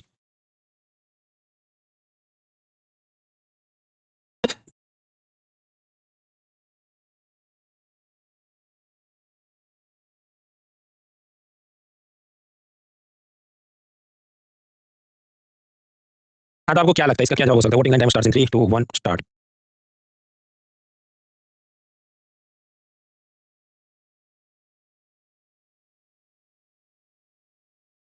ओके, 86% को लगा डी जवाब होना चाहिए। असल में एक क्वेश्चन यूपीएससी ने कैंसिल कर दिया, समझते हैं। देखिए, आप कहेंगे गुड्स में हमारा एक्सपोर्ट कम है, इंपोर्ट ज़्यादा है, करेक्ट। सर्विस में हमारा एक्सपोर्ट ज़्यादा है, इंपोर्ट कम है, करेक्ट। तो 1 एंड 3 करेक्ट, ऐसा ही की कॉम्बिनेशन है। जवाब है डी, बराबर। अब तकलीफ चौथे स्टेटमेंट पे होती है कि जब आप कहते हैं जब डी है तो 1 एंड 3 तो करेक्ट मान लिया, चौथा करेक्ट है कि नहीं, India suffers from current account deficit. तो उसमें तकलीफ क्या हुई? ऐसा पहली बार हुआ है 17-18 सालों में कि नॉर्मली करंट अकाउंट में डेफिसिट ही थी, लेकिन वो 2020 वाला साल जो ऐसा है कि उसमें करंट अकाउंट सरप्लस हो गया। तो इस कारण से यूपीएससी को ये क्वेश्चन कैंसिल करना पड़ा 2020 में। आपके पास हमको थोड़ी सपना आएगा कि वो कैंसिल करेगा कि नहीं, राइट? तो रियल एग्जाम में आपने जो किया वो सही किया। जी, in real exam what you are supposed to do कि एलिमिनेशन से जो हो रहा है, क्योंकि 1 एंड 3 करेक्ट तो कॉम्बिनेशन एक ही है, डी होना चाहिए, तो आपको वो टिक कर देना है। फिर अगर आपको लगे कि देखो ये तो ये भी जवाब गलत है क्योंकि इंडिया का ओवरऑल करंट अकाउंट डेफिसिट नहीं है, या हर साल नहीं है, ज़्यादातर साल होता है कि साल नहीं होता है, तो विदिन 7 डेज़ 7 दिनों के भीतर जाके यूपीएससी के ऑनलाइन पोर्टल पे उसको कंप्लेंट कर देनी है। That you can do. लेकिन हाँ, जवाब वहाँ पर टिक करके आना चाहिए। पहले से अज्यूम मत करो कि ये क्वेश्चन गलत है, मैं टिक नहीं करूँगा, यूपीएससी कैंसल करे, क्योंकि यूपीएससी आप समझिए वो एक गवर्नमेंट संस्था है, तो वो कैंसल करेगी कि नहीं डिस्पाइट पिटीशन उसकी कोई गारंटी नहीं है। मैंने ऐसे 3-4 सवाल देखे जहाँ पर मुझे आज भी लगता है वो गलत है, लेकिन उन्होंने कैंसल किया है। तो इसलिए वहाँ टिक करके आना चाहिए एलिमिनेशन से जो हो रहा है। बाद में पिटीशन लगानी चाहिए, ऐसा नहीं कि पिटीशन नहीं लगानी चाहिए, पर पहले से मान के मत चलो कि क्या होगा। Now we are learning about capital account of the balance of payment. उसके अंदर इन्वेस्टमेंट में एफडीआई और एफपीआई हमने देखा, एफडीआई के अलग-अलग सेक्टर्स में लिमिट देखी। इसके बाद मुद्दा आता है कि ये सब कौन सी मिनिस्ट्री देखती है? तो जवाब है मिनिस्ट्री ऑफ कॉमर्स ये सब देखती है। एफडीआई, इंपोर्ट, एक्सपोर्ट ये सब कॉमर्स मिनिस्ट्री के हवाले होता है। फाइनेंस मिनिस्ट्री और उसके नीचे कितने डिपार्टमेंट है वो सब हम पिलर 2 में देख चुके हैं। कॉर्पोरेट अफेयर्स मिनिस्ट्री उसके नीचे क्या डिपार्टमेंट और ऑर्गेनाइजेशन है वो हम पिलर 1 सी 2 या 3 में देख चुके हैं। उसी तरह कॉमर्स मिनिस्ट्री के नीचे कौन-कौन सी संस्था है क्या है, ये हम पिलर 3 और 4 में देख रहे हैं। कॉमर्स मिनिस्ट्री का काम क्या है? इंटरनल और एक्सटर्नल ट्रेड को बढ़ावा देना। FDI, SEZ, WTO, intellectual property rights, anti dumping ये सब देखना है। इसमें से कुछ शब्द हम लोग आगे पिलर 3 सी में देखेंगे, पिलर 4 में देखेंगे। तो ये सारी चीजें कौन देखता है? Commerce ministry. अब कॉमर्स मिनिस्ट्री के नीचे कितने डिपार्टमेंट है, क्या संस्था है, वो सब आपके हैंडआउट में दिया है। वो क्या है वो आपको जनरल नॉलेज पढ़ लेना। कुछ बार आसान सवाल आते हैं, कुछ बार टफ सवाल आते हैं। टफ सवाल आते हैं तो क्या करना, उसको स्किप कर देना भाई। हम सब उसका पीएचडी करके थोड़ी जा सकते हैं कि एक बार इन्होंने ऐसा पूछा कि एक कीबोर्ड है, कीबोर्ड जो कॉमर्स मिनिस्ट्री के नीचे बराबर, उसका दुबई में ऑफिस है कि नहीं, तो इतना कौन जनरल नॉलेज कर सकता है भाई। एलिमिनेशन में ऐसे पूछो तो बराबर है, वरना छोड़ो उसे। तो commerce ministry yearbook information is done, वो आप हैंडआउट से देख लेना। आगे बढ़ते हैं, चाइनीज एफडीआई पे कंट्रोल। देखिए, एफडीआई जब हम कहते हैं कि एनडीटीवी में एफडीआई करना है तो सरकार की मंजूरी लेनी होगी। तो सरकार की मंजूरी लेनी तो किसकी मंजूरी लेनी है? तो if FDI proposal required government approval, तो उसके लिए पहले एक फॉरेन इन्वेस्टमेंट प्रमोशन बोर्ड था, उसके अंदर सब आईएएस ऑफिसर अलग-अलग मिनिस्ट्री के बैठते थे। लेकिन अगर वो फाइल 5000 करोड़ से ज्यादा की हो तो cabinet committee on economic affairs, जिसके बॉस प्राइम मिनिस्टर खुद होते हैं, वो लोग अप्रूव करते थे। वाज मतलब ये पहले का सिस्टम था। फिर ये फॉरेन इन्वेस्टमेंट प्रमोशन बोर्ड वाली सिस्टम भारत सरकार ने खत्म कर दी। अब ऐसा है कि मान लीजिए एफडीआई एनडीटीवी में करना है तो न्यूज़ टीवी हो गया। तो कॉमर्स मिनिस्ट्री सारी एफडीआई की फाइल हैंडल करती है और सब्जेक्ट मिनिस्ट्री की राय भी पूछी जाएगी। तो सब्जेक्ट मिनिस्ट्री कौन सी होगी? Ministry of information and broadcasting. तो ये दोनों मिलकर फाइल को रिजेक्ट करेंगे, एक्सेप्ट करेंगे। लेकिन अगर प्रपोजल 5000 करोड़ से ज्यादा का है तो मामला जाएगा cabinet committee on economic affairs, जिसके बॉस होते हैं प्राइम मिनिस्टर खुद। So this is the present system. हालांकि इसमें कुछ कैवियट्स यानी शर्तें हैं कि अगर private security agency, small arms manufacturing, ये सब में एफडीआई का प्रपोजल आया, या पाकिस्तान या बांग्लादेश से एफडीआई का प्रपोजल आया, अज्यूमिंग कि वहां पर ऐसे मालदार लोग हैं जो एफडीआई कर भी सकते हैं, तो वो सब कौन देखेगा? कॉमर्स मिनिस्ट्री नहीं देखेगी, वो होम मिनिस्ट्री देखेगी, गृह मंत्रालय। ये सब चल रहा था। फिर कोरोना की शुरुआत आप याद करें कि शेयर बाजार गिर गया। तब डर था कि अचानक से चीन की सरकार और उनकी सब मिली-जुली कंपनियां, मान लो इन्फोसिस का शेयर जिसका भाव होना चाहिए मान लो 1400, अब कोरोना की शुरुआत में सब भाग रहे थे तो शुरुआत में गिर के हो जाए मान लो 500 रुपए, फिर अब वापस चढ़ के हो जाए 1800 रुपए, लेकिन बीच में तो गिर गया ना। तब ये चीन वाले आके सारे शेयर खरीद लें और इन्फोसिस एक प्रकार से चाइनीज कंपनी बना दे, तो ये सब डर था। इसलिए सरकार ने ये कहा 2020 अप्रैल, जब कोरोना धीरे-धीरे आगे बढ़ा है, कि अगर कोई एफडीआई प्रपोजल किसी ऐसे देश से आता है जो कि भारत के साथ बॉर्डर शेयर करते हैं, पाकिस्तान और ये सारे देश जो भी, पाकिस्तान, अफगानिस्तान, चीन, नेपाल, भूटान, बांग्लादेश, म्यांमार, तो गवर्नमेंट की परमिशन लेनी होगी। भले वो ऐसी चीज़ों मान लो ई-कॉमर्स, तो ई-कॉमर्स में तो परमिशन लेनी नहीं थी, जो मार्केट प्लेस मॉडल था, लेकिन अगर वो चीन से एफडीआई आ रहा है तो फिर government permission will be required, क्योंकि हम नहीं चाहते थे ये चीन हमारी कंपनियों को गुलाम बना दे। तो अब ये चीन को मजा नहीं आएगा तो डब्ल्यूटीओ में कंप्लेंट करने चला गया। डब्ल्यूटीओ के हम लोग पिलर 3 सी में देखें, मतलब अगले गुरु शुक्र वहां तक पहुंचेंगे। तो भारत सरकार ने डिफेंड ऐसे किया, देखो जर्मनी, ऑस्ट्रेलिया ये सब लोगों ने भी सेम रूल्स बनाए हैं कि चीन से एफडीआई आया तो उस पे गवर्नमेंट अप्रूवल लेनी होगी। तो आपके लक्षण ही ऐसे हैं, आपका चरित्र ही ऐसा है, character is such that public suspect करती है, तो हमको ब्लेम मत करो। खैर, ये मैंने आपको cabinet committee on economic affairs बताई, जिसके बॉस हैं प्राइम मिनिस्टर खुद। ऐसी और भी कमिटीज होती हैं, वो क्या है और उसका क्या हिसाब किताब है, जनरल नॉलेज आपके हैंडआउट में दिया है, वो देख लेना। तो कैबिनेट कमिटी डन। आगे का मुद्दा गिफ्ट सिटी। देखिए, हमने कल देखा था एसईजेड, स्पेशल इकोनॉमिक जोन, मतलब क्या कि वहां पर भारत सरकार के टैक्स के कानून नहीं लगेंगे, या लगेंगे तो अलग तरीके से लगेंगे। 10 साल तक कोई इनकम टैक्स नहीं, कोई जीएसटी नहीं, ऐसी सब चीजें। बट शर्त होती है कि उन्होंने सब एक्सपोर्ट करना होगा। अब ये जो ऐसे एसईजेड बनते हैं तो फिजिकल टीवी पे मोबाइल का एसईजेड बोलेंगे, कुछ जगह बोलेंगे इलेक्ट्रॉनिक्स पार्क से, एग्रीकल्चर हैंडीक्राफ्ट वगैरह के लिए टाउन ऑफ एक्सपोर्ट एक्सीलेंस बनाएंगे, फार्मा के लिए बायोटेक पार्क बनाएंगे, आईटी सर्विसेज के लिए सॉफ्टवेयर टेक्नोलॉजी पार्क बनाएंगे ऐसी कंपनियों के लिए। तो इस लॉजिक पे जो फाइनेंशियल सर्विस है, बैंकिंग, शेयर मार्केट, उसके लिए कोई एसईजेड बनाया जाए और कहा जाए इधर तुम अगर अपनी कंपनी रजिस्टर करोगे, खोलोगे तो कोई टैक्स नहीं लगेगा। उसे हम क्या कहें? अब क्या उसको भी एसईजेड बोलेंगे? हाँ, पर उसे ये लोग बोलते हैं इंटरनेशनल फाइनेंशियल सर्विसेज सेंटर। जैसे ये यूएई, दुबई, कतर, ये सब में उन्होंने ऐसे प्लेसेस एस्टैब्लिश किए हैं। फॉर एग्जांपल दुबई के अंदर भी ऐसा इंटरनेशनल फाइनेंशियल सर्विस सेंटर है। तो वहाँ पर वो जो लोकल कानून है, लोकल टैक्सेशन रूल्स हैं, उसमें सब माफ होगा। ये जो एरिया है वो अलग है। वहाँ पर हर एक सेक्टर में 100% एफडीआई अलाउड, वहाँ पर 100% कैपिटल अकाउंट कन्वर्टिबिलिटी अलाउड। ये क्या है हम कल के लेक्चर में देखेंगे, तो अभी दिमाग नहीं खर्च करें। तो फुल छूट है, जितना पैसा लाना है ले जाना है तुम करो। 50 साल तक आप जितना प्रॉफिट कमाओगे उस पे कोई इनकम टैक्स नहीं। ज्यादातर देशों के साथ दुबई ने डबल टैक्सेशन अवॉइडेंस एग्रीमेंट किया है, वो मॉरिशस वाला केस याद करें। तो इस कारण से आपको उधर भी आप बच जाएंगे कि दुबई में कंपनी रजिस्टर करके भारत में धंधा करो, तो फिर आपके प्रॉफिट पे भारत सरकार टैक्स नहीं मांगे, दुबई सरकार टैक्स मांगे, और वो कहेंगे तो 50 साल तक कोई टैक्स नहीं है। ये जो सब मिडल ईस्ट के इस्लामिक कंट्री है, तो वहाँ अपने शरिया कानून होंगे, तो दारूबंदी होगी, लिकर प्रोहिबिशन। लेकिन ये जो एरिया उन्होंने ईयरमार्क किया होगा इंटरनेशनल फाइनेंशियल सर्विस सेंटर, वो अलग माना जाएगा। तो उधर ये जो लोकल दारूबंदी वगैरह कानून नहीं लगेंगे। आपको जल्दी जल्दी वीजा मिल जाएगा, ये 5-25 करोड़ आप इन्वेस्ट करो, आपको गोल्डन वीजा मिल जाएगा, बहुत सारे वहाँ पर आपको लिबर्टी मिलती है। तो यूएई और उसका सबसे बड़ा सिटी है दुबई, वो दुबई के अंदर ऐसा सब बनाया था इंटरनेशनल फाइनेंशियल सर्विस सेंटर। उसी प्रकार लंदन से लेकर सिंगापुर में भी ऐसे प्लेसेस होते हैं। अब ये सब देख के मोदी जी को लगा कि भारत में भी हम ये करेंगे, तो भारत में वो कर रहे हैं। फिर उससे पहले आपको प्रश्न होगा कि भाई लॉस नहीं हो जाएगा? दुबई सरकार ये कहती है कोई इनकम टैक्स नहीं, सब आपको माफ है, तो लॉस नहीं हो गया? वो ऐसे कि इन्वेस्टमेंट में ढेर सारा पैसा उधर आता है, पहली बात। दूसरा, वहाँ बहुत सारे बिजनेसमैन आते हैं, तो फिर आप सोचिए कि उनको भी काम करने के लिए चार्टर्ड अकाउंटेंट चाहिए, टैक्सी ड्राइवर चाहिए, होटल में रुकेंगे शेफ चाहिए, वेटर चाहिए, तो बहुत सारी सर्विस सेक्टर इकोनॉमी ग्रो करती है। तो भले टैक्स में सीधा नहीं कमा रहे, लेकिन बहुत सारे जॉब्स क्रिएट होते हैं, ये सोच के ऐसी जगह बनाई जाती है। तो 2015 में मोदी जी ने कहा Gujarat international financial tax city यानी गिफ्ट सिटी बनाएंगे, जो एक जात का आईएफएससी होगा, international financial service centre, Dubai ऐसा करेंगे। तो यहाँ आपको टैक्स में छूट मिलेगी। यहाँ पर आरबीआई, सेबी, इंश्योरेंस रेगुलेटर, वो सबके रूल्स नहीं लगेंगे, और लगेंगे तो भी अलग तरह से लगेंगे। फॉर एग्जाम्पल कि यहाँ पर ये गिफ्ट सिटी में अगर कोई बैंक ब्रांच खोलता है, मान लो एचएसबीसी, तो उस पर कोई सीआरआर नहीं, कोई एसएलआर नहीं, तो उसको 100 रुपए का डिपॉजिट मिला, वो 100 के 100 आगे लोन में घुमा सकता है, कोई बफर की जरूरत नहीं। लेकिन यहाँ शर्तें हैं, केवल फॉरेन करेंसी के अकाउंट खोले जा सकते हैं। और इसमें वो आप याद करिए, आईसीजीसी का जो 5 लाख का इंश्योरेंस होता है, बैंक बंद हो गया तो आपको मिलेगा, वो सब नहीं मिलेगा, क्योंकि ये सब समझो भारत से बाहर की चीज मानी जाएगी। यहाँ पर आपको कोई चेकबुक नहीं मिलेगा, सिर्फ आप ऑनलाइन ट्रांसफर ही कर सकते हैं वगैरह वगैरह। फिर सारे रूल्स हमको याद नहीं रखने। मैंने आपको एग्जाम्पल के लिए समझाया कि जब हम बोलते हैं आरबीआई के रूल्स नहीं लगेंगे या मॉडिफाइड तरीके से लगेंगे, तो उसका मतलब क्या होता है। तो ऐसा क्यों किया? ताकि समझो ये जो भी सिटी बैंक है, एचएसबीसी है, मान लो अभी उन्होंने हेडक्वार्टर रजिस्टर किया सिंगापुर या दुबई या कहीं पर, और tax benefits for liberal rules and regulation, वो लोग शिफ्ट होकर भारत आ जाए और गिफ्ट सिटी में अपनी मेन ऑफिस लगा दे, ताकि यहाँ पर बहुत सारे चार्टर्ड अकाउंटेंट और लोगों को काम मिले। तो दैट इज गिफ्ट सिटी। तो मैंने आपको बताया गिफ्ट सिटी में क्या हिसाब है। Normal rules do not apply. For example आप जानते हैं गुजरात में दारूबंदी है, लेकिन गिफ्ट सिटी में दारूबंदी नहीं है। हालांकि उसकी कुछ शर्त है कि आप वहाँ पर एम्प्लॉई आपने प्रॉपर्टी खरीदी, तो तुम ये दनादन दारू पी सकते हो। अब इसे आप एथिकल डायलेमा भी सोच सकते हैं कि गुजरात में दारूबंदी क्यों है, क्योंकि गांधी जी हो गए और गांधी जी दारूबंदी चाहते थे। तो फिर आपको इतना क्या भी इन्वेस्टमेंट और नौकरियों की खोट है, इधर सब आपको खोलना पड़ा है। एनीवेज, वो एथिक्स की और निबंध और फिलोसॉफी की डायलेमा है। तो आई वाज टेलिंग यू, आरबीआई से लेकर सारी संस्थाओं के रूल्स यहाँ लगते नहीं, यहाँ मॉडिफाइड तरीके से लगते हैं। तो आरबीआई कुछ नए रूल्स बनाएगा, सेबी कुछ नए रूल्स बनाएगा, आईआरडीआई, पीएफआरडीए। अब ये सबने बाकी भारत के लिए रूल्स, गिफ्ट सिटी के लिए दूसरे सेट ऑफ रूल्स, तो इसको कोऑर्डिनेट करना पड़ेगा। तो सरकार ने कहा देखो एक एक्स्ट्रा संस्था बना देते हैं, आईएफएससी अथॉरिटी। आईएफएससी अथॉरिटी का काम क्या है कि वहाँ आरबीआई से भी सारे ऑफिसर्स बैठेंगे, और इसका एक बॉस होगा। बॉस कौन होगा? लगाओ तुक्का भाई, बॉस आईएएस होगा। और फिर वो ये गिफ्ट सिटी चलाएगा। मतलब गिफ्ट सिटी में समझो नॉर्मल अहमदाबाद बड़ौदा है, वहाँ पर होगा urban local body, municipal corporation, उसमें इलेक्शन होगा, उसके बाद उसका मेयर वगैरह चीजें होंगी, कॉर्पोरेटर होगा, वहाँ पर रिजर्वेशन होगा, वो सब चीजें नहीं। यहाँ ऐसा कोई नगरपालिका नहीं, जो भी काम करेगा आईएफएससी, और वो नीचे सब गिफ्ट सिटी को ऑपरेट करने के लिए चलाएगा सब चीजें। तो दैट इज आईएफएससी अथॉरिटी। ये आपके लिए दो कारण से काम किया, मतलब एग्जाम के लिए काम किया तो है ही। वन, जब आप कहते हैं आईएएस प्रोवाइड्स मी ग्रेटर प्लेटफॉर्म, तो कैसे? तो अब लिस्ट में और एक नाम याद होता है, आरबीआई का बॉस कौन, सेबी का बॉस कौन, से लेके आप आगे बढ़े तो इस संस्था का भी बॉस आईएएस है। सेकंड, जो आप यूपीएससी में फेल होते हैं इंटरव्यू स्टेज पे, तो यूपीएससी ने आजकल एक ऐसा बनाया पोर्टल, जहां से ऐसे फेल कैंडिडेट्स के प्रोफाइल बायोडेटा बाकी प्राइवेट कंपनियों को, सरकारी कंपनियों को भेजे जाते हैं, तो वहाँ आपको सीधी नौकरी मिले। सीधी तो नहीं, मतलब वहाँ पर भी 50-100 लोगों का इंटरव्यू होगा, तो फिर से कुछ तो मेहनत करनी पड़ती है। तो ऐसी लगभग हर साल मैनेजर की नौकरियां आती हैं आईएफएससी अथॉरिटी में, लिमिटेड कॉम्पिटिशन के साथ, कि वो उधर केवल इतने लोग अप्लाई कर सकते हैं जिन्होंने पिछले 2-3 साल में यूपीएससी इंटरव्यू तक पहुंचे थे। ऐसा होता था, लेकिन इस बार मैंने देखा भर्ती है तो उसमें खुला कर दिया, सबको अलाउ कर दिया। इसका मतलब मुझे ये लगता है कि जो ये लिमिटेड रिक्रूटमेंट से यूपीएससी वालों को लिया होगा, उन्होंने सेटिस्फैक्टरी काम नहीं किया होगा, इसलिए उनको लगा नहीं थोड़ा ज्यादा टैलेंट वाला करना है, तो इस बार सबको अलाउ किया है। यूपीएससी दिया है, नहीं दिया है, एवरीवन अलाउड। यानी so that is IFSC authority. Presently क्या बोला है कि केवल गुजरात में ऐसा है, भविष्य में हो सकता है हैदराबाद, मुंबई, अलग अलग जगह ऐसे और गिफ्ट सिटी जैसी चीजें बनाई सकते हैं, तो उन सबको रेगुलेट करेगा कौन? ये आईएफएससी अथॉरिटी।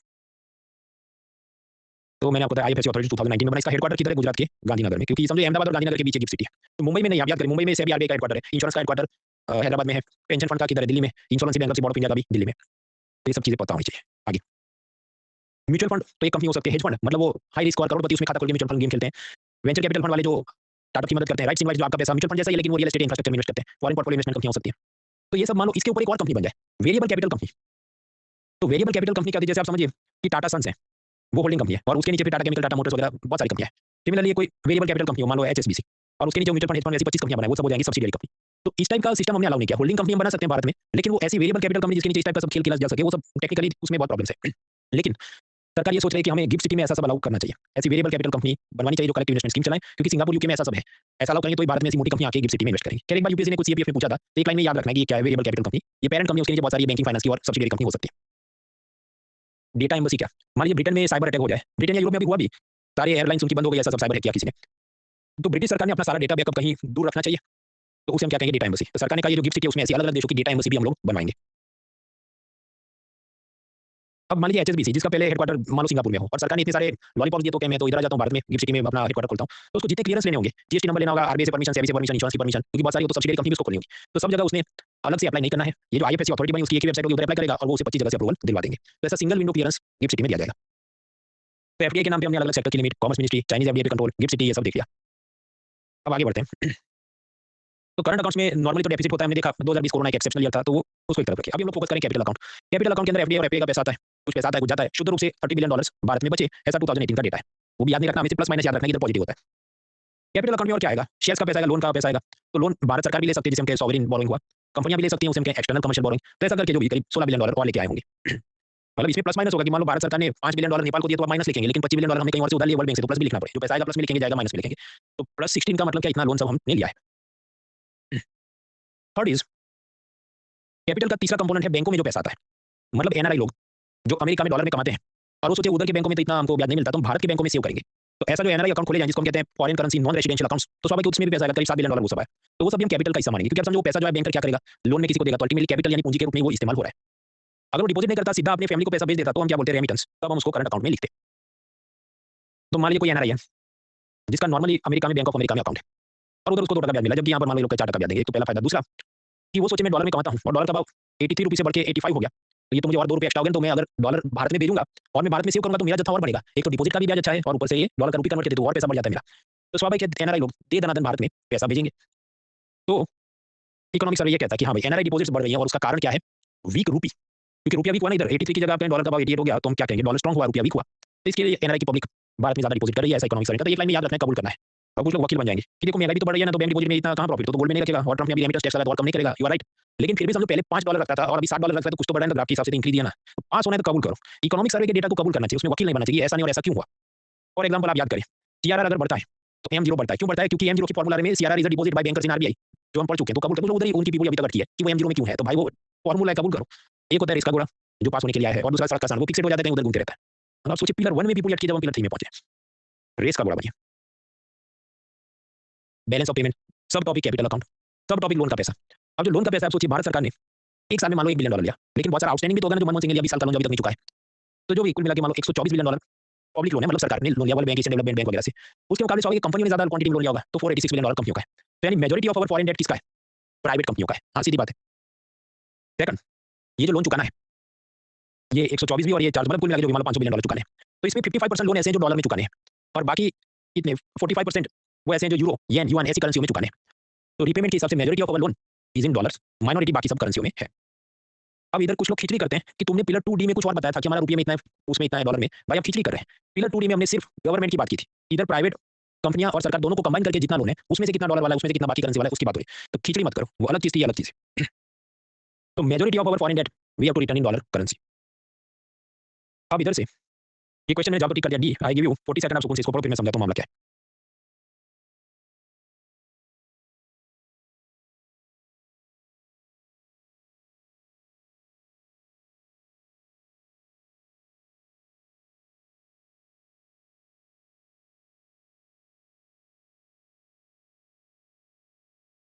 देखिए फर्स्ट स्टेटमेंट तो सीधी बात है, आप कहेंगे कि प्राइवेट कंपनी ने ज्यादा लोन लिया है तो वो रॉन्ग है सेकंड स्टेटमेंट पे लोग फंस जाते हैं यहाँ पर आप समझिए हमने क्या पढ़ा था आगे कि जो बैलेंस ऑफ पेमेंट की एक्सेल शीट बनती है बराबर उसमें येन युआन रुपी सब करेंसी में हमने तो इंपोर्ट एक्सपोर्ट लोन इन्वेस्टमेंट सब किया है लेकिन उसको लिखना है डॉलर करेंसी में कन्वर्ट करके यू आर राइट तो उस हिसाब से सेकंड स्टेटमेंट करेक्ट होना चाहिए कि तुम जो तुमने बताया कि बैलेंस ऑफ पेमेंट का सारा डेटा डॉलर में कन्वर्ट करके लिखना है और सेकंड स्टेटमेंट क्या कहता है all of India's external debt is denominated in US dollar तब कहीं करेक्ट होना चाहिए पर आप समझो कंटेक्स्ट अलग है वो यहाँ बीओपी की बात नहीं कर रहा वो इस प्रकार से बोल रहा है कि यहाँ डिनोमिनेटेड मतलब चुकाने के अंदर जो चुकाने तो 55% डॉलर में चुकाने बाकी सब दूसरी करेंसी में चुकाना है उसने असल में लिफ्ट किया है इकोनॉमिक सर्वे से या पढ़िए बल्क ऑफ जो predominantly denominated in US dollar 77% वगैरह जो भी तो ये तो अलग अलग साल के डेटा तो इसको देख के तुम्हारा पुराना डेटा वो सब में मत जाना हमें सिर्फ जत्थे में कौन छोटा बड़ा उतना देखना है हर साल ये डेटा ऊपर नीचे होता है तो अधिकांश या मुख्य रूप से अमेरिकी डॉलर में लेकिन संपूर्ण रूप से नहीं है इस कारण से all of India external debt में करीब 55 77 व्हाटएवर उतना ही है तो सेकंड भी रॉन्ग है so both statements are wrong therefore answer is B neither one nor two is correct आगे देखिए कैपिटल अकाउंट में क्या क्या एफडीआई का पैसा लोन का पैसा एफपीआई बैंक डिपॉजिट तो $154 बिलियन भारत में वो फॉरेनर्स ने हमको दिए दान चंदे में नहीं दिए इन्वेस्टमेंट में दिए मतलब किसी दिन वापस मांगेंगे आउट गोइंग में मान लो $100 बिलियन हमारे बाहर गए हो कि हमारे लोगों ने स्विट्जरलैंड के बैंक अकाउंट में डिपॉजिट किया हो टाटा ने ब्रिटेन की जगह कंपनी खरीदी हो तो सब पैसा बाहर गया इन्वेस्टमेंट का माइनस हो गया तो प्लस माइनस नेट क्या आया तो कैपिटल अकाउंट में नेट क्या है 54 तो ये 54 समझो कोई हार्ट इमोजी वाली बात नहीं है कि प्लस आ गया ना भाई डेफिसिट नहीं है ये ऐसा बोल रहा है कि भारत की $54 बिलियन वर्थ ऑफ एसेट्स चाहे वो बैंक डिपॉजिट हो कंपनियों के शेयर्स हो बॉन्ड्स हो पार्टनरशिप हो उसका मालिक कौन है? फॉरेनर्स है। तो इतनी ओनरशिप फॉरेनर्स ने भारत में करके रखी है, हमारी एसेट्स पर, हमारी संपत्ति पर विदेशियों का इतना कब्जा है। अब कुछ पॉजिटिव चीज भी उन्होंने पैसा दिया तो अपनी इकोनॉमी चल रही है, बट वो खुश होने की बात नहीं है कि it is one type of liability, देयता है, आपको वापस करनी होगी। अब तकलीफ ये है कि ये पॉजिटिव नंबर है तो हमेशा लोग क्या सोचेंगे, पॉजिटिव नंबर मतलब हार्ट इमोजी, जबकि ये थोड़ा सोचने का भी विषय है कि ये पूरा तो हार्ट इमोजी नहीं दे सकते इसको। इसलिए इकोनॉमिक्स ने एक नया कंसेप्ट बनाया, नेट इंटरनेशनल इन्वेस्टमेंट पोजीशन। ये क्या करता है कि साइन चेंज कर देता है, प्लस को माइनस में लिखो, माइनस को प्लस में लिखो। तो बात वही होगी, लेकिन वो फॉर्मूला में कैसे लिखवाएगा, लेट मी जूम इन। वो ये कहेगा कि देखो, नेट इंटरनेशनल इन्वेस्टमेंट पोजीशन में भारत के लोगों ने कितनी फॉरेन एसेट्स खरीदी है, कि मान लो ये जैगुआर कंपनी खरीद ली, मान लो स्विट्जरलैंड में बैंक अकाउंट खोल के रखा है, ये सब तो $100 बिलियन, तो $100 बिलियन का एसेट्स भारतीयों ने विदेश में खरीदा है, तो इधर हम साइन उल्टा लिखेंगे, प्लस लिखेंगे, और minus Indian assets owned by foreigners कि $154 billion FDI FPI loan bank deposit के नाम पे फॉरेनर्स ने भारत को दिया है, तो इसको माइनस लिखेंगे, ये जो अलग फॉर्मूला बनी। तो स्वाभाविक अब क्या होगा, प्लस 100 माइनस 154 तो जाएगा -54। तो कैपिटल अकाउंट में हम लिखते हैं +54, लेकिन जब उसको हम कन्वर्ट करके नेट इंटरनेशनल इन्वेस्टमेंट पोजीशन में लिखेंगे तो वो साइन चेंज हो गया -54। तो इसका मतलब सैड इमोजी थोड़ा कि जोखिम है भाई, इतना तो है कि अगर सारे फॉरेनर्स अचानक से भाग गए या भारत का इंटरनेशनल बॉयकॉट हो गया, ये ट्रंप और ज्यादा अपना सब दमखम लगा के नहीं, ये यूक्रेन का युद्ध भारत फाइनेंस कर रहा है, भारत जिम्मेदार है, ये सब ऐसा नैरेटिव चला रहा है, तो कोई ऐसा दिन भी आ सकता है कि ये सारे $54 बिलियन अचानक से गायब हो जाए या उसके लिए चलते हमारी इकोनॉमी डिस्टेबलाइज हो जाए। तो that is called net international investment position. इसमें पॉजिटिव फिगर होना वो अच्छी बात होगी, नेगेटिव फिगर होना वो थोड़ी इसकी बात होगी, क्योंकि नेगेटिव फिगर का मतलब क्या होगा, डेप्ट नेशन। जैसे हमने यहाँ पर देखा कि इधर नेगेटिव फिगर हो गया एनआईपी -54, तो ये हमारे लिए सैड इमोजी हो गया, वी आर डेप्टर नेशन की एक प्रकार से हमने उधारी में बाहर के लोगों से पैसा लिया है। अब इंटरेस्टिंगली दुनिया का सबसे बड़ा डेप्टर नेशन एनआईपी वैल्यू के हिसाब से यूएसए आता है, क्योंकि चीन से लेकर सभी देशों ने अमेरिकन बॉन्ड्स में, अमेरिकन कंपनियों में जितना पैसा इन्वेस्ट किया है, और यहाँ ऐसा है कि बाहर वाले इन्वेस्ट करें तो माइनस लिखना है, नेट इंटरनेशनल इन्वेस्टमेंट पोजीशन ऐसी है, तो यूएसए हाईएस्ट है, इंडिया का तो 8वां ऐसा कुछ स्थान है, ये तो पुराना डेटा है, लेकिन अभी भी समझो कोई भारत पहले स्थान पे आ जाए ऐसा तो है नहीं। प्रश्न तो टॉप क्रेडिटर कौन होगा, चाइना जो सबको लोन देता है, वो सब इकोनॉमिक सर्वे ने दिया नहीं तो मैं ढूंढने गया नहीं, वो तरीका गलत होगा। If something is not given in economic survey don't search on chat GPT और एनी प्लेस एल्स। आप लंबे हो भाई, आप बाकी सब्जेक्ट तैयार करो। अब यहाँ पर टाटा ने जो जैगुआर कंपनी खरीदी ब्रिटेन की, तो एक प्रकार से foreign assets own by Indian. अब आज का, कल का, परसों का, 10 20 50 साल का जितना ऐसा टोटल है, वो मान लो $800 बिलियन। अब समझिए बैलेंस ऑफ पेमेंट तो एक एक साल की बात करता है, हम जब टोटल निकालें कितना एग्जिस्टिंग है, तो 800। तो मैं भारत की एसेट्स मतलब फॉरेन एसेट्स के पॉइंट ऑफ व्यू से 800 $847 बिलियन है, और सामने इंडिया की कंपनियां जिसमें फॉरेनर्स ने पैसा लगाया, फॉरेनर्स ने हमको लोन में दिया पैसा, वो सब हमारी लाइबिलिटी है, तो वो कितने 12 37 बिलियन। तो स्वाभाविक इन दोनों का रेशियो निकालोगे तो वो लेस देन 1 ही आना है, क्योंकि ऊपर की रकम समझो छोटी और नीचे की बड़ी हो, तो ये रेशियो जब भी ऐसा लेस देन 1 आए तो वो सैड चीज़ है। क्यों? क्योंकि इसका मतलब कि हम ज़्यादा कर्जे में हैं। तो सो इकोनॉमिक सर्वे ऐसी सब बातें करेगा, तो आपको लॉजिकली वो एलिमिनेट करना है कि क्या चल रहा है, आप कुछ हाइपोथेटिकल काल्पनिक नंबर लगाइए और सोचिए भारत की औकात के हिसाब से क्या होगा, ऊपर होगा, नीचे होगा वगैरह। जब हम बात करें कि external debt to GDP, Bharat ने 100 करोड़ का प्रोडक्शन किया गुड्स एंड सर्विसेज का एक साल के अंदर, जिसे हम कहते हैं जीडीपी, तो सामने 19 करोड़ का बाह्य ऋण हमारा पेंडिंग है। और समझो एक साल का ऐसा नहीं, 1 साल 2 साल मनमोहन सिंह नरसिम्हा 50 साल का लोन लेके बैठा हो, तो आउटस्टैंडिंग कितना हमारा कर्जे में हम डूबे हैं। तो वो ऐसा है कि 19% हमारा एक्सटर्नल डेट टू जीडीपी है। ये इंडिया का केस है, देखिए ये इंडिया की ब्लू लाइन इसको मैं रेड कर रहा हूँ, 19 है, 3 हमसे कम है। अब इकोनॉमिक सर्वे का कहना देखो ये 35 तक जाए तो बराबर है, 35% से ज़्यादा नहीं होना चाहिए। तो मैक्सिको, ब्राजील ये सब रिस्की जोन में आ रहे हैं, क्योंकि ये इतना सारा लोन लेके बैठे हैं और फॉरेन कंट्री से लोन लेके बैठे हैं, जो फॉरेन करेंसी में जब चुकाना होगा तो फिर उनकी हालत पतली हो सकती है वगैरह वगैरह। तो foreign debt is dangerous beyond a point. ये कब तक बराबर है, 5 10% कुछ लिया, दैट इज ओके। अभी तभी खिचड़ी मत करना, आप कहें तुमने आगे तो ऐसा बढ़ा है कि 4.4% है हमारा फिस्कल डेफिसिट बराबर as a percentage of GDP. भाई वो 1 साल की बात है, वो सिर्फ गवर्नमेंट ने लिए लोन की बात है, उसके अंदर फॉरेन और लोकल सारे नंबर्स ऐड होते हैं तब वो 4.4 है। आपके इधर 19 कैसे हो गया, क्योंकि इसमें गवर्नमेंट प्लस प्राइवेट सेक्टर आ गया। इसमें ना सिर्फ 1 साल पुराने लोन मनमोहन सिंह के जमाने के जो अभी तक चुकाने बाकी हैं, वो सब ऐड होगा, तो फिर तो नंबर बड़ा ही दिखेगा 19। तो डू नॉट मिक्स अप भाई, बात में कुछ दम है नहीं, लेकिन जिनका सीसेट वीक होता है उनका ये सब भी वीक होता है, वो इसमें फंस जाते हैं। खिचड़ी मत करो, या तो मैथ्स पावरफुल है, नहीं पावरफुल है तो सिंपल है, खिचड़ी मत करो। पिलर 2 बी में जो पढ़ा है तो उधर रखो, पिलर 3 में जो पढ़े हैं वो इधर रखो, कंपैरिजन करने मत बैठो, उधर ये पढ़ा था इधर ये क्यों पढ़ा। हमने आगे देखा था, सरकार 100 रुपये अगर लोन में लेती है और उसे हाईवे हॉस्पिटल बनाती है तो इकोनॉमी में मल्टीप्लाई इफेक्ट होता है, ये सब पिलर 2 में हम देख चुके हैं। अब उसमें भी अगर मान लीजिए वर्ल्ड बैंक से, एशियन डेवलपमेंट बैंक से और हमने लोन ले लिया और उसे हाईवे हॉस्पिटल सब बनाया, तो इससे भी मल्टीप्लाई इफेक्ट होगा और इकोनॉमी को फायदा होगा, दैट इज करेक्ट, लॉजिकल बात है, but only up to a point. कि आपने जीरो फॉरेन लोन लिया तो उसके चलते आपकी इकोनॉमिक ग्रोथ में कितना जीरो मदद मिला, फिर आप थोड़ा ज्यादा लोन लेते हैं तो एक हद तक मदद करेगा, फिर एक हद के बाद क्या होगा कि मान लो आपने 90% फॉरेन लोन है आपके या $90 बिलियन का है, तो उससे जीडीपी को नुकसान होना धीरे धीरे या कम फायदा दिखेगा आपको। तो इकोनॉमिक सर्वे ने ये कहा, इकोनॉमिक सर्वे ने ये कहा कि up to a certain level external borrowing फायदेमंद है, बियॉन्ड अ पॉइंट ये फायदेमंद नहीं है, नुकसान करता है। क्योंकि बहुत ज्यादा जब आप लोन ले लेते हैं फॉरेन कंट्री से, तो फिर उसके लोन और इंटरेस्ट चुकाने में ही आपके देश का जो भी पैसा है वो जाते रहता है। It creates a problem of debt overhang. Debt overhang क्या है, मान लीजिए आपकी 1 लाख सैलरी है और 1 लाख रुपये आपका ईएमआई भी कट रहा है, ये जो फ्लैट लिया जो कार लिया उसका, तो सुबह उठ के क्या आपको ऑफिस जाने का मन होगा, ज्यादा मेहनत करने का मन होगा नहीं। तो debt overhang destroys the enthusiasm and motivation to work. तो जो मैक्सिको, इंडोनेशिया अगर बहुत ज्यादा लोन लेके बैठे हैं फॉरेन कंट्री से, they will suffer the problem of, they may suffer the problem of debt overhang. Now overall scene क्या बनता है, balance of payment, current account उसमें हम लॉस में है नॉर्मली, 2020 एक एक्सेप्शनल ईयर था। कैपिटल अकाउंट उसमें हम लोग प्लस में है, हालांकि वो प्लस होना भी बहुत खुशी की बात नहीं, क्योंकि हमारी लायबिलिटी उस हिसाब से बढ़ी है फॉरेनर्स के प्रति। तो ये एग्जांपल डेटा हमने देखा, इसके बारे में और भी हम चर्चा करेंगे। अभी एक ब्रेक लेते हैं, ब्रेक में आप थोड़ा और दिमाग खर्च करें this question, a break for 5 minutes.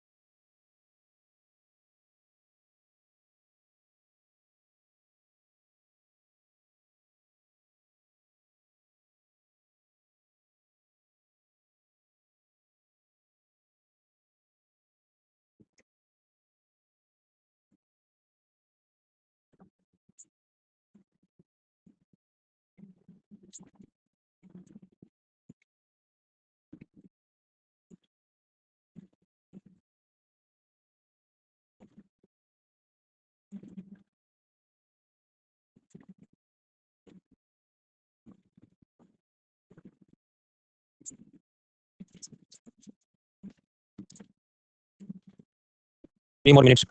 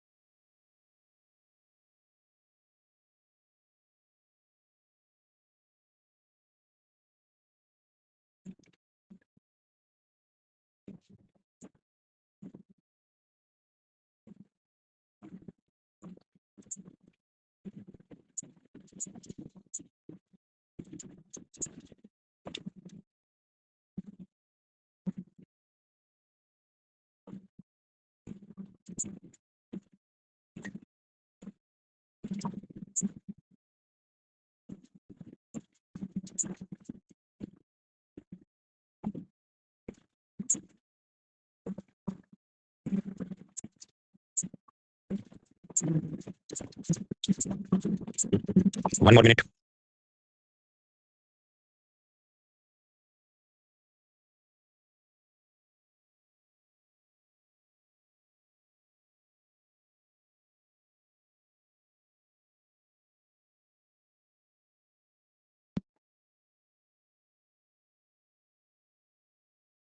हाँ तो मित्र आपको क्या लगता है बैलेंस ऑफ पेमेंट क्या voting time starts in 3 2 1 start.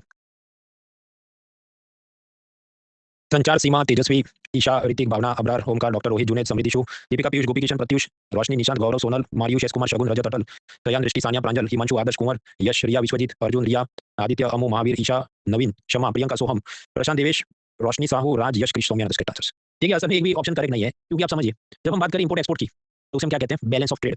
जब आप बात करते हैं बैलेंस ऑफ पेमेंट की वो तो भाई बड़ी चीज है ना इससे कि उसमें करंट अकाउंट आता है कैपिटल अकाउंट आता है एफडीआई पे बहुत कुछ आता है राइट। तो जो ऑप्शन ये क्या बोल रहा है कि इंपोर्ट एक्सपोर्ट ट्रांजेक्शन तो उसे बैलेंस ऑफ ट्रेड बोलते हैं उसको बैलेंस ऑफ पेमेंट थोड़ी बोलते हैं लेकिन क्योंकि बाकी ऑप्शन उससे भी ज्यादा गलत है कि गुड्स एक्सपोर्टेड अलोन नहीं वो तो कम है जवाब। इकोनॉमिक ट्रांजेक्शन बिटवीन गवर्नमेंट नहीं उससे ज्यादा प्राइवेट कंपनियां भी हैं। कैपिटल मूवमेंट्स तो वो केवल कैपिटल अकाउंट की बात कर रहा है तो बी और सी और डी ज्यादा गलत है इसलिए वन कम गलत है। हालांकि वो भी गलत तो है क्योंकि ये जो बोल रहा है वो बैलेंस ऑफ ट्रेड है वो बैलेंस ऑफ पेमेंट नहीं है। बट प्रॉब्लम इस 2013 में उन्होंने क्वेश्चन कैंसिल नहीं किया ये था जो भी सीरीज है और उसके अंदर 41 क्वेश्चन तो ये जवाब उन्होंने बोला। उसका कारण क्या है 2013 समझो कोरोना से पहले का जो जमाना था उसमें यूपीएससी अभी भी गवर्नमेंट संस्था है लेकिन आज से वो 25 गुना 50 गुना ज्यादा गवर्नमेंट संस्था थी। तो एक तो 7 दिन के भीतर आप कंप्लेन कर सको ये सब सुविधा नहीं थी और होगी तो भी उसको वो देखते भी नहीं होंगे किसी ने क्या फरियाद की है। तो उस जमाने में क्वेश्चन कैंसिल नहीं होते। क्वेश्चन कैंसिल होने का रिवाज आप समझिए कोरोना और उसके बाद आईएएस परीक्षा में थोड़ा बाकी तो इससे भी ज्यादा अतरंगी सवाल मतलब डिबेटेबल या रॉन्गली या पॉलिटिकल क्वेश्चन बनाए नहीं होता था। एनीवेज तो उस जमाने में इसका जवाब हुआ ए। आज की तारीख में तो आपको क्या करना चाहिए कंप्लेन करो within 7 days and hopefully they will answer. तो दैट इज यूपीएससी। अभी आप समझिए हर सवाल हम सॉल्व नहीं करेंगे। ये क्वेश्चन आप देखिए गिव 40 सेकंड जाओ तो मैं मार्क दे करेक्ट दो होंगे पर आपसे पहुंच इसको हम सॉल्व नहीं करें।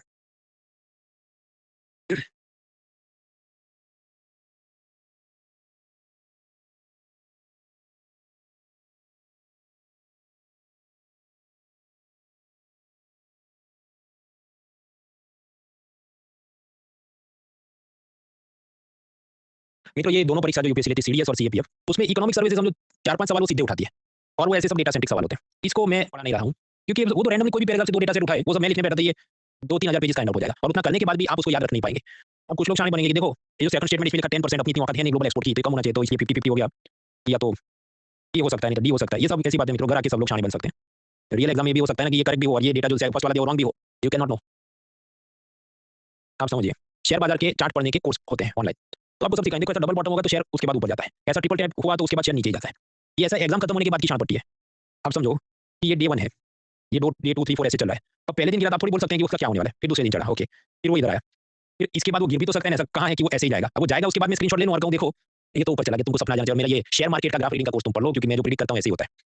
सेम हियर ये सब के अंदर घर आके जो इसमें तो ऐसा तुक्का लगता था ये वो बराबर है but it is not always working. Secondly IAS की परीक्षा में ऐसे तुक्के पहले चलते थे 2016 के पेपर में बहुत चलते थे आजकल जरूरी नहीं डेटा वाला में भी वो कौन सा सही कौन सा गलत you can never be sure तो अननेसेसरी रिस्क नहीं लेना चाहिए। नाउ हम लोगों ने देखिए इकोनॉमी के नाम पर पिलर 3 के 3 हैंडआउट है। पहला जो हैंडआउट था इंपोर्ट एक्सपोर्ट एफडीआई ये खत्म हो गया इसके जो भी अराउंड 44 48 पेजेस होंगे उससे डरना नहीं है। पहले 4 पेपर पेज तो इंडेक्स है आपने पढ़ लिया 2-3 बार रिवाइज किया उसके बाद एग्जाम क्लियर तो सिर्फ 4 पेज का इंडेक्स ही देखना पूरा हैंडआउट थोड़ी देखना क्योंकि इसमें ज्यादातर ऐसी चीजें जो कांसेप्ट आप सॉल्व कर सकते हैं। तो इट इज डन। अब इसके बाद का जो हैंडआउट है वो मैं कल अपलोड करूंगा उसमें से हम कुछ चीजें बेसिक पढ़ेंगे लेकिन हैंडआउट में कल अपलोड करूंगा। तो tomorrow we are going to study balance of payment currency exchange वगैरह लेकिन उसके कुछ सिंपल कांसेप्ट मैं आपको आज बताता हूं ताकि कल जब हम उसको दोबारा रिपीट करें तब आप उसको ज्यादा अप्रिशिएट कर सकें। एनीवेज तो अब जो आगे होगा 3B जिसका हैंडआउट में कल अपलोड करूंगा उसमें मेन बात होगी करेंसी एक्सचेंज। करेंसी एक्सचेंज में कुछ नहीं most of the things concept ही हैं तो कांसेप्ट समझते हैं। ऑनियन का सप्लाई बढ़ेगा डिमांड के मुकाबले तो सस्ता हो जाए 5 रुपये मिले। ऑनियन की शॉर्टेज हो जाए तो महंगा हो जाएगा 125 में मिले लॉजिकल बात है। अब सेम फॉर डॉलर कि भारत के बाजार में अगर डॉलर एक्स्ट्रा आ जाए कि सब फॉरेन दे रहा है पैसा फॉरेन इन्वेस्टमेंट में ला रहे हैं तो डॉलर का सप्लाई बढ़ गया तो डॉलर सस्ते मिलना चाहिए कि डॉलर 80 रुपये में नहीं 40 में मिलना चाहिए। तब आप क्या कहेंगे डॉलर चीप हो गया। यस पर ज्यादा करेक्ट वर्ड है कि डॉलर वीक हो गया कमजोर हो गया। Reverse is also true dollar की भारत में शॉर्टेज हो जाए, वो ऐसा कि फॉरेन इन्वेस्टर भागने लगे कि ये यूक्रेन युद्ध हो गया भागो, कोरोना आ गया भागो, ट्रंप आ गया भागो। तो शॉर्टेज अगर ऑनियन की होती तो ऑनियन महंगा होता, शॉर्टेज अगर डॉलर की हो गई तो पहले जो 40 रुपए था वो 80 रुपीस का हो जाए डॉलर, तो हम क्या कहेंगे डॉलर स्ट्रांग हो गया। ये 20 सेकंड सिंपल चीज़ है लेकिन इसको दिमाग में होता है कि इसके बाद इसकी और जरूरत पड़ेगी।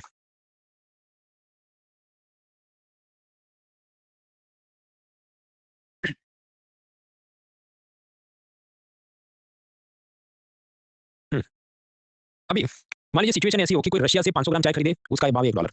कोई चीन से 500 ग्राम चाय खरीदे, उसका भी भाव चला 1 डॉलर, और कोई भारत से भी 500 ग्राम चाय खरीदे, उसका भाव चला 1 डॉलर। तो एक फॉरेन बायर इधर से, एक फॉरेन बायर इधर से, और तीसरा फॉरेन बायर या अमेरिकन बायर इंडिया से चाय खरीद रहा है। मान लीजिए दिस इज ओरिजिनल सिचुएशन ए, शुरुआत में ये स्थिति है कि हर देश में 500 ग्राम चाय का भाव 1 डॉलर। फिर उसके बाद मान लीजिए भारत में 1 किलो चाय, उसका भाव 100 रुपये लोकल करेंसी। तो अब आप सोचो, अगर 1 डॉलर का भाव 50 रुपये है तो 1 डॉलर में कितनी चाय आएगी? 500 ग्राम, क्योंकि 1 किलो के 100 रुपये मतलब 1000 ग्राम के 100 रुपये हैं, तो 50 रुपये में आधा ही आएगा 500 ग्राम।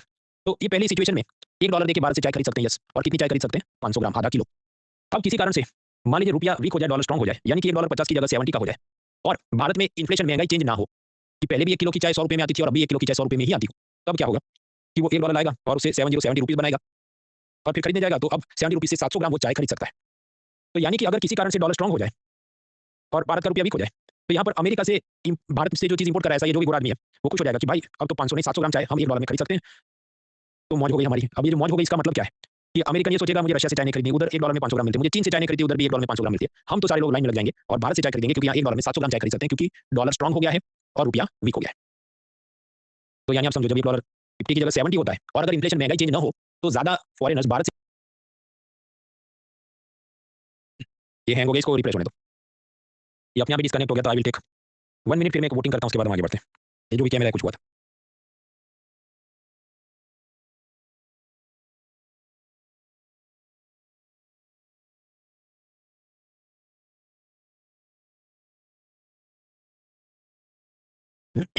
थर्टी मोर सेकंड्स, ताकि सर्वर में और आपको जो दिख रहा है वो सब सिंक्रोनाइज हो जाए।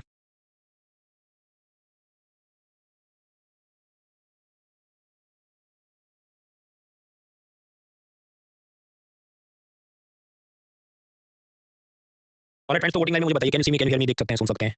Nikita, Anisha, Shalini, Amu, Amar, M, Mukta, answer yes, we move forward. हाँ, तो मैं आपको बता रहा था कि अगर डॉलर स्ट्रांग होता है, रुपया वीक होता है, तो फिर फॉरेनर्स दूसरे देशों की जगह भारत से माल खरीदना ज़्यादा पसंद करेंगे। तो मैं एक मैट्रिक्स बनाता हूँ, करेंसी एक्सचेंज रेट, कि जिसमें 1 डॉलर 40 रुपये में नहीं 80 रुपीज़ में मिले। ऐसा क्यों होगा वो अभी आगे स्लाइड में देखेंगे। अभी के लिए मानो क्या ऐसा हो गया, तो हम कहेंगे डॉलर स्ट्रांग हुआ, रुपया वीक हुआ, तो इंडियन एक्सपोर्टर खुश हो जाएगा कि मजा आ गया, पहले एक कस्टमर आता है, 3-3 कस्टमर आ रहे हैं। तो दैट इज ट्रू। तो इसका ऑपोजिट क्या होगा कि अगर 1 डॉलर का भाव जो 88 है उसकी जगह 40 हो जाए, तो मतलब उनके रुपया स्ट्रांग हुआ, डॉलर वीक हुआ, तो अमेरिकन ये सोचा अब इंडिया से मैं खरीदूँ तो 200-300 ग्राम ही चाय आएगी, 500-700 ग्राम तो नहीं आएगी। तो भारत नहीं, वो रशिया चीन से चाय खरीदेंगे, तो मतलब इंडियन एक्सपोर्टर नाराज हो जाएगा। अब यहाँ ये भी समझ नहीं आया तो बस लोड नहीं लेना है, हमें मैट्रिक्स में एक ही सेल याद रखना है। सेल ये याद रखना है कि वीक रुपया होगा तो इंडियन एक्सपोर्टर खुश हो जाएगा। इधर नीचे जो है वो तो उसका ऑपोजिट लिख देना है कि वो दुखी हो जाएगा अगर रुपया स्ट्रांग हो गया, क्योंकि फिर फॉरेनर्स भारत से माल नहीं खरीदेंगे। आई गिव यू 10 सेकंड, पहले ये दिमाग में उतारिए।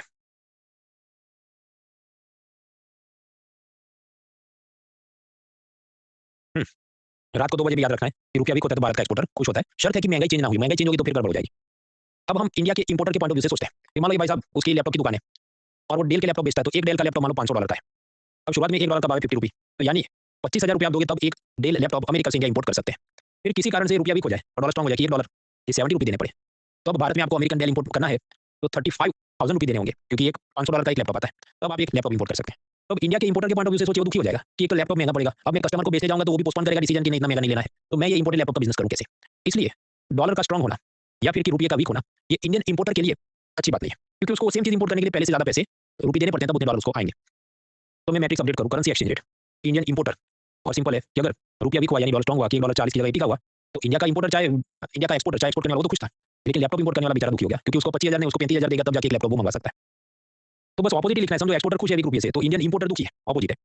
अब नीचे आप जाइए तो नीचे फिर से ऑपोजिट बना देना है कि अगर रुपया स्ट्रांग हो गया यानी डॉलर वीक हो गया कि डॉलर 1840 मिले, तो आप सोचो 500 डॉलर की कोई चीज़ है या 1000 डॉलर की जो कोई चीज़ है, लैपटॉप या महंगा वाला आईफोन कुछ, वो जब हम मंगाएंगे तो इंपोर्ट करेंगे बहुत सस्ते में हमको मिल जाएगा, रुपी करेंसी में जब सोचने बैठे, तो तब इंडियन इंपोर्टर काफी खुश हो जाएगा। तो या तो बस एक ही पॉइंट रखना है कि वीक रुपया इंडियन एक्सपोर्टर हैप्पी, बाकी सब जगह उसका ऑपोजिट लिखना है, इधर का इधर ऑपोजिट, इधर का इधर ऑपोजिट, फिर इसका ऑपोजिट इधर या इसका opposite, whatever. I give you 30 second से मैट्रिक्स दिमाग में उतारिए।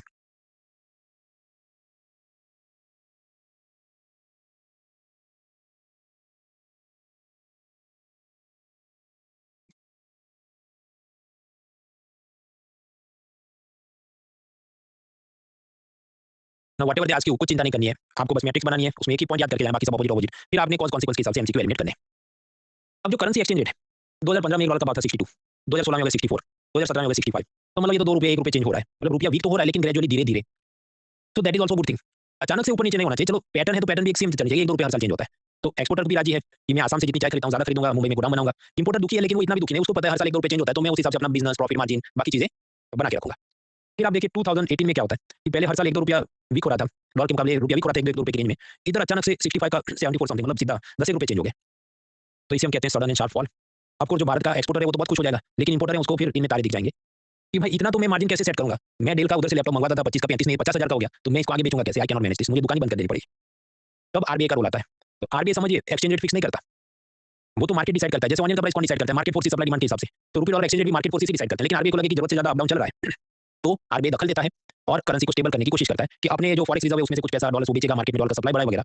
तो कल और परसों सैटरडे संडे वही सब हमको पढ़ना है। अभी कुछ लोग कहेंगे तो फिर अभी आरबीआई क्या सो रहा है घोड़े बेच के? ये सीधा 88 रुपया हो गया तो आरबीआई कुछ करता क्यों नहीं? क्योंकि आरबीआई गवर्नर का भी ये रुख है कि भाई मैं अपनी तिजोरी खाली कर दूंगा तो भी आग बुझने वाली नहीं है। मेरा फायर टैंकर खाली हो जाए पानी का तब भी ये वीक ही रहना है। तो आजकल आरबीआई बहुत दखल नहीं देती, वो जले तो भी जलने दो। उनका जो कौन था राजा नीरो, वो कुछ भी नहीं कर रहा था, वो गिटार बजा रहा था या जो भी फिडल बजा रहा था। Same is approach of RBI जिसके बारे में हम कल और परसों देखेंगे। अभी इसके बाद सिंपल कंसेप्ट देखने हैं, करेंसी एक्सचेंज कैसे अफेक्ट होता है। श्रीलंका, अफगानिस्तान के कुछ यूनिक स्टडीज। चिंता करनी नहीं, कल जो मैं हैंडआउट अपलोड करूंगा उसमें सब होगा, लेकिन आज हम एक टेस्ट ले रहे हैं ताकि कल उसे ज्यादा अच्छे से आप एप्रिशिएट कर पाएं।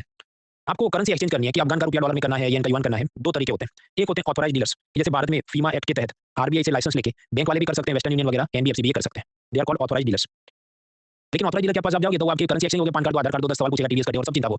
तो आपको अगर 2 नंबर का काम करना है तो ब्लैक मार्केट, शराब, हवाला एजेंट के पास जाके भी आप करेंसी एक्सचेंज करवा सकते हैं, पर वो सब इलीगल है। श्रीलंका में मान लो कोई लैपटॉप इंपोर्ट करने वाला है और अमेरिका का लैपटॉप मंगवाना है तो उसे चाहिए डॉलर्स, तो वो जाएगा वेस्टर्न यूनियन के पास। तो आपको क्या लगता है वेस्टर्न यूनियन का श्रीलंका में जो ऑफिस है उधर उसने डॉलर छापने की, प्रिंट करने की मशीन रखी है, उधर से देगा नहीं। असल में समझो ये एक जात का एजेंट है, दलाल है। वेस्टर्न यूनियन है कोई भी ऑथराइज्ड डीलर। मारुति का जो डीलर है तो मारुति खुद थोड़ी बनाता है, वो तो शोरूम खोल के बैठा है। मारुति तो फैक्ट्री से आती है हरियाणा या जहाँ से बने। तो वेस्टर्न यूनियन समझो डॉलर छापता नहीं है। असल में होगा ये कि कोई अमेरिकन है जिसको श्रीलंका से चाय, कोकोनट कुछ खरीदना है, उसको श्रीलंका में एफडीआई करना है, तो अपने डॉलर लेके आया और उसने श्रीलंकन करेंसी में कन्वर्ट किया वेस्टर्न यूनियन में। तब वेस्टर्न यूनियन में कुछ जो भी 100-200 डॉलर आए होंगे, फिर सामने कोई आदमी आके मुझे श्रीलंकन करेंसी से डॉलर में कन्वर्ट करके दो, तब उसको वो बेचेगा। आप तो ये दोनों लोग आमने सामने आके खुद ही खरीद लेते। वो नहीं मिलते इसलिए तो ये एजेंट चाहिए ना। दिल्ली में आप जाते हैं, आपको रूम रेंट पे रखना है तो सीधा मकान मालिक नहीं मिलता, इसलिए आपको दलालों के पास जाना पड़ता है। तो ये बीच में ऐसे इंटरमीडिएट होते हैं क्योंकि ये दोनों लोग एक दूसरे को नहीं पहचानते। इंटरमीडिएट फ्री में काम नहीं करता, उसकी पूरे ट्रांजैक्शन में फीस होती है, कमीशन होता है। अभी श्रीलंका की जो सरकार या सेंट्रल बैंक थी, उनको रात को सपना आ गया कि अब से $1 का भाव होना चाहिए 200 श्रीलंकन रुपी। तो ये किसने तय किया? मार्केट फोर्सेस ने तय किया नहीं, सप्लाई डिमांड के हिसाब से तय हुआ नहीं। अगर सप्लाई डिमांड के हिसाब से तय होता करेंसी एक्सचेंज रेट तो हम उसे कहते हैं कि फ्लोटिंग या फ्लेक्सिबल एक्सचेंज रेट है, पर इधर ऐसा नहीं हुआ। श्रीलंका की गवर्नमेंट और सेंट्रल बैंक ने बोला नहीं, ये हमारा तुगलकी फरमान है, हमको रात को सपना गया था तो $1 का भाव 200 श्रीलंकन रुपया होना चाहिए। इसको हम क्या कहते हैं? फिक्स्ड या पेग्ड एक्सचेंज रेट। पेग्ड मतलब क्या? समझो एक नोटिस बोर्ड है और उसको मैं ऐसी नुकीली कील लगाता हूँ इधर और फिर ऐसा मैंने नोटिस चिपका दिया, तो उसे हम क्या कहते हैं कि आपने दिया पे नोटिस को पेग किया। तो फिक्स्ड या पेग्ड एक्सचेंज रेट जहाँ पर गवर्नमेंट या सेंट्रल बैंक डिसाइड करती है exchange rate, which is actually a bad thing, sad emoji. क्योंकि सरकार को एक चीज का ये ऐसा होना चाहिए, ऐसा कभी हुआ है नहीं। मार्केट डिसाइड करेगा ना कि क्या औकात है श्रीलंका के रुपये की डॉलर के सामने। अब जो श्रीलंका के डॉलर की गवर्नमेंट ने ये बोल दिया कि 200 रुपया होना चाहिए, 200 श्रीलंका के रुपये के सामने डॉलर होना चाहिए। अमेरिकन ने कबूल नहीं किया। ये तुम्हारी इकोनॉमी की जो औकात है, तुम्हारा जितना फॉरेन इन्वेस्टमेंट या इंपोर्ट एक्सपोर्ट का पोटेंशियल है, उस हिसाब से $1 की वैल्यू होनी चाहिए 350 श्रीलंकन रुपीस। तो जो फॉरेनर्स के पास डॉलर है वो क्या बोल रहा है? मैं जमीन में गाड़ दूंगा अपने डॉलर, साइज स्टोर डॉलर्स, लेकिन तुमको 200 रुपए के भाव पे तो नहीं दूंगा। तो भाई मार्केट तो ऑन थोड़ी करेगा श्रीलंका की सरकार क्या बोल रही है। तो this is the problem with the fixed exchange rate, क्योंकि फिक्स्ड एक्सचेंज रेट में सरकार कंट्रोल करना चाहे, मार्केट उसके साथ अलाइन नहीं हो तो असल में वो चीज इंप्लीमेंट हो नहीं सकती। तो श्रीलंकन गवर्नमेंट ने क्या कहा कि 200 रुपए में $1 मिलना चाहिए, पर फॉरेनर्स कहते हैं हम नहीं देंगे, हमको 350 श्रीलंकन रुपए में तभी हम देंगे। अब श्रीलंका का जो इंपोर्टर है जिसको दवाई मंगवानी है वो वेस्टर्न यूनियन के पास जाए, वेस्टर्न यूनियन कहेगा स्टॉक खत्म, डॉलर है ही नहीं। तो फिर क्या करेगा श्रीलंका का इंपोर्टर? ब्लैक मार्केट में जाएगा, हवाला एजेंट, शराब और जो भी माफिया टाइप के लोग हैं वो उसको दिलवाएंगे, पर वो कौन से भाव पे दिलवाएंगे? 350, क्योंकि इक्विलिब्रियम जो सप्लाई डिमांड के हिसाब से 350 होना चाहिए। तो that is what happened in Sri Lanka. तो इस कारण से करेंसी एक्सचेंज रेट सरकार ने या सेंट्रल बैंक ने फिक्स नहीं करना चाहिए, क्योंकि मार्केट उसको मानेगा नहीं और फिर इलीगल काम सारे बढ़ जाएंगे। क्योंकि अब इलीगली जब एक्सचेंज करते हैं तो टैक्स नहीं भरते, आप चीजों को छुपाते हैं, माफिया का वर्चस्व बढ़ता है वगैरह वगैरह।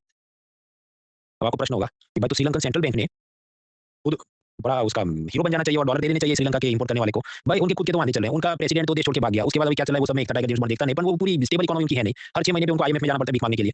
तो उनके पास कहाँ डॉलर होंगे श्रीलंका के सेंट्रल बैंक में कि वो किसी को देंगे और चीजों को स्टेबल रखेंगे। आप समझिए, भारत में मान लो सरकार ये कहे कि वीट का, गेहूं का भाव मान लो 20 रुपए प्रति किलो होना चाहिए, मार्केट का 30 किलो होगा, तो सरकार ऑनर कर सकती है क्योंकि सरकार के पास फूड कॉर्पोरेशन ऑफ इंडिया नाम की एक संस्था है जिसके पास हजारों टन गेहूं पड़ा है, तो वो प्राइस ऐसे रख सकते हैं। श्रीलंका के सेंट्रल बैंक के पास अगर इतने डॉलर हो तो वो बन सकता है, वरना उसको ये नहीं करना चाहिए। ये एक बात हुई। दूसरा कंसेप्ट है ग्रेशम्स लॉ।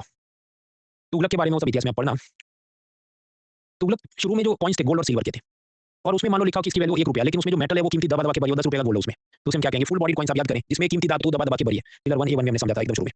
तो शुरू में तो तुगलक कैसे फुल बॉडी गोल्ड सिल्वर के कॉइन थे, फिर आगे उसने इश्यू किए ब्रॉन्ज कॉइन्स। वैसा वो 1 रुपए का कॉइन हो लेकिन उसमें जो धातु है उसकी वैल्यू ऐसी होगी वो 10 पैसे का ही ब्रॉन्ज हो उसमें, कांस्य सिक्के जो भी। और उसने ये कहा कि देखो अब से मैं अपने स्टाफ को सैलरी दे रहा हूँ, जो भी बाकी गरीब कल्याण योजना और सब्सिडी दे रहा हूँ गरीबों को, तो तुम सब लोग करीब कबूल करो कि एक ब्रॉन्ज कॉइन कि सेम एज एक सिल्वर कॉइन, कि मैंने ब्रॉन्ज कॉइन पे लिखा हो 1 रुपया, तो सिल्वर कॉइन जो 1 रुपये का तुमने मानना कि दोनों सेम है, और जाके तुम क्लिनिक प्लस शैम्पू खरीदो तो वो उसमें दुकानदार ने भी मानना है। तो आप कहें ये तो बैड मनी है, ये सब ब्रॉन्ज का कॉइन हम क्यों अपनाएंगे, हम तो गुड मनी हमको चाहिए, गोल्ड सिल्वर वाला। तो then what will happen think, public के पास जो फुल बॉडी कॉइन्स है गोल्ड सिल्वर वाले, जिसको हम गुड मनी, जो उन्होंने पहले सैलरी में मिला था, उनको पहले व्यापार में मिला था, वो सारे वो घर पे छुपा देते हैं। वो ट्रांजेक्शन में गुड मनी यूज नहीं करते। बाद में जो भी तबलक से थोड़ा बहुत सैलरी या सब्सिडी का पैसा आया होगा, उसी से वो पूरा सब चीज चलाते हैं, क्योंकि वो ये सोचेंगे ये गोल्ड सिल्वर है, उसको हम रखेंगे, पिघलाएंगे, बच्चों की शादी में ज्वेलरी बनाएंगे, विल नॉट यूज इट। तो इस कारण से क्या हुआ, सारा गुड मनी इकोनॉमी से गायब हो गया, और सिर्फ ये जो कचरा था वही बचा। जैसे यूट्यूब पर हम जो फालतू जो वीडियो बनाए उन्हीं को सब व्यूज आए, तो फिर अच्छे क्रिएटर्स हैं वो क्या करेंगे, वो गायब हो जाएंगे, सेम थिंग। तो एक थॉमस ग्रीशम था, वो ब्रिटेन का कोई एक्सपर्ट था, उसने कहा bad money drives out good money. फिर फ्रांस का भी एक था एडोल्फ थियर्स, उसने कहा good money drives out bad money. आपके दोनों कॉन्ट्रैक्ट की बात नहीं है, वो ऐसा तेल नहीं तेल की दार। देखो अभी मैं 2-3 और आपको पैरेलल दिखाऊंगा, then it will make sense to you. Basically जो कचरा है उसके चलते जो अच्छी चीज़ है उसको लोग छुपा के रखते हैं, मार्केट में फ्लड हो जाता है कचरा। तो क्या हम ये कहें कि तुगलक एक बेवकूफ आदमी था? नहीं, असल में उसके ज़माने में मेटल की शॉर्टेज हो रही थी, गोल्ड सिल्वर सब था नहीं, और उसको भी ये जो भी बाहर से युद्ध हो रहे हो वगैरह को फाइनेंस करने के लिए कॉइन तो छापने। सेम प्रॉब्लम ईरान मतलब पर्शिया से लेकर चीन में उसी के पैरेलल जो थे राजा उनको हो रही थी। तो ईरान पर्शिया वगैरह में वो लोग पेपर करेंसी एक्सप्लोर कर रहे थे।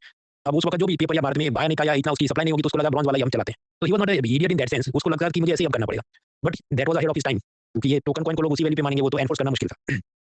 नाउ रीसेंट केसेस, ये मतलब ग्रेशम्स लॉ क्यों आया? $1 का भाव होना चाहिए 350 श्रीलंकन रुपीस। मैं कहूँ इस एक्सचेंज रेट पर जो है वो गुड मनी है डॉलर। तो स्वाभाविक है अगर उसको बैड मनी बनाने की कोशिश की जाए कि नहीं अब से $1 के बस 200 रुपए मिलेंगे श्रीलंकन रुपए, तो आदमी उसको स्टोर करेगा, जमीन में गाड़ देगा, डॉलर अपने पास रखेगा, उसको बेचेगा नहीं, जस्ट लाइक कि वो गोल्ड सिल्वर के कॉइन को यूज नहीं कर रहा था। तो इधर भी वही चीज हुआ कि bad money drive out good money, of physically नहीं, पर ये तो एक कंसेप्ट के रूप में बात है।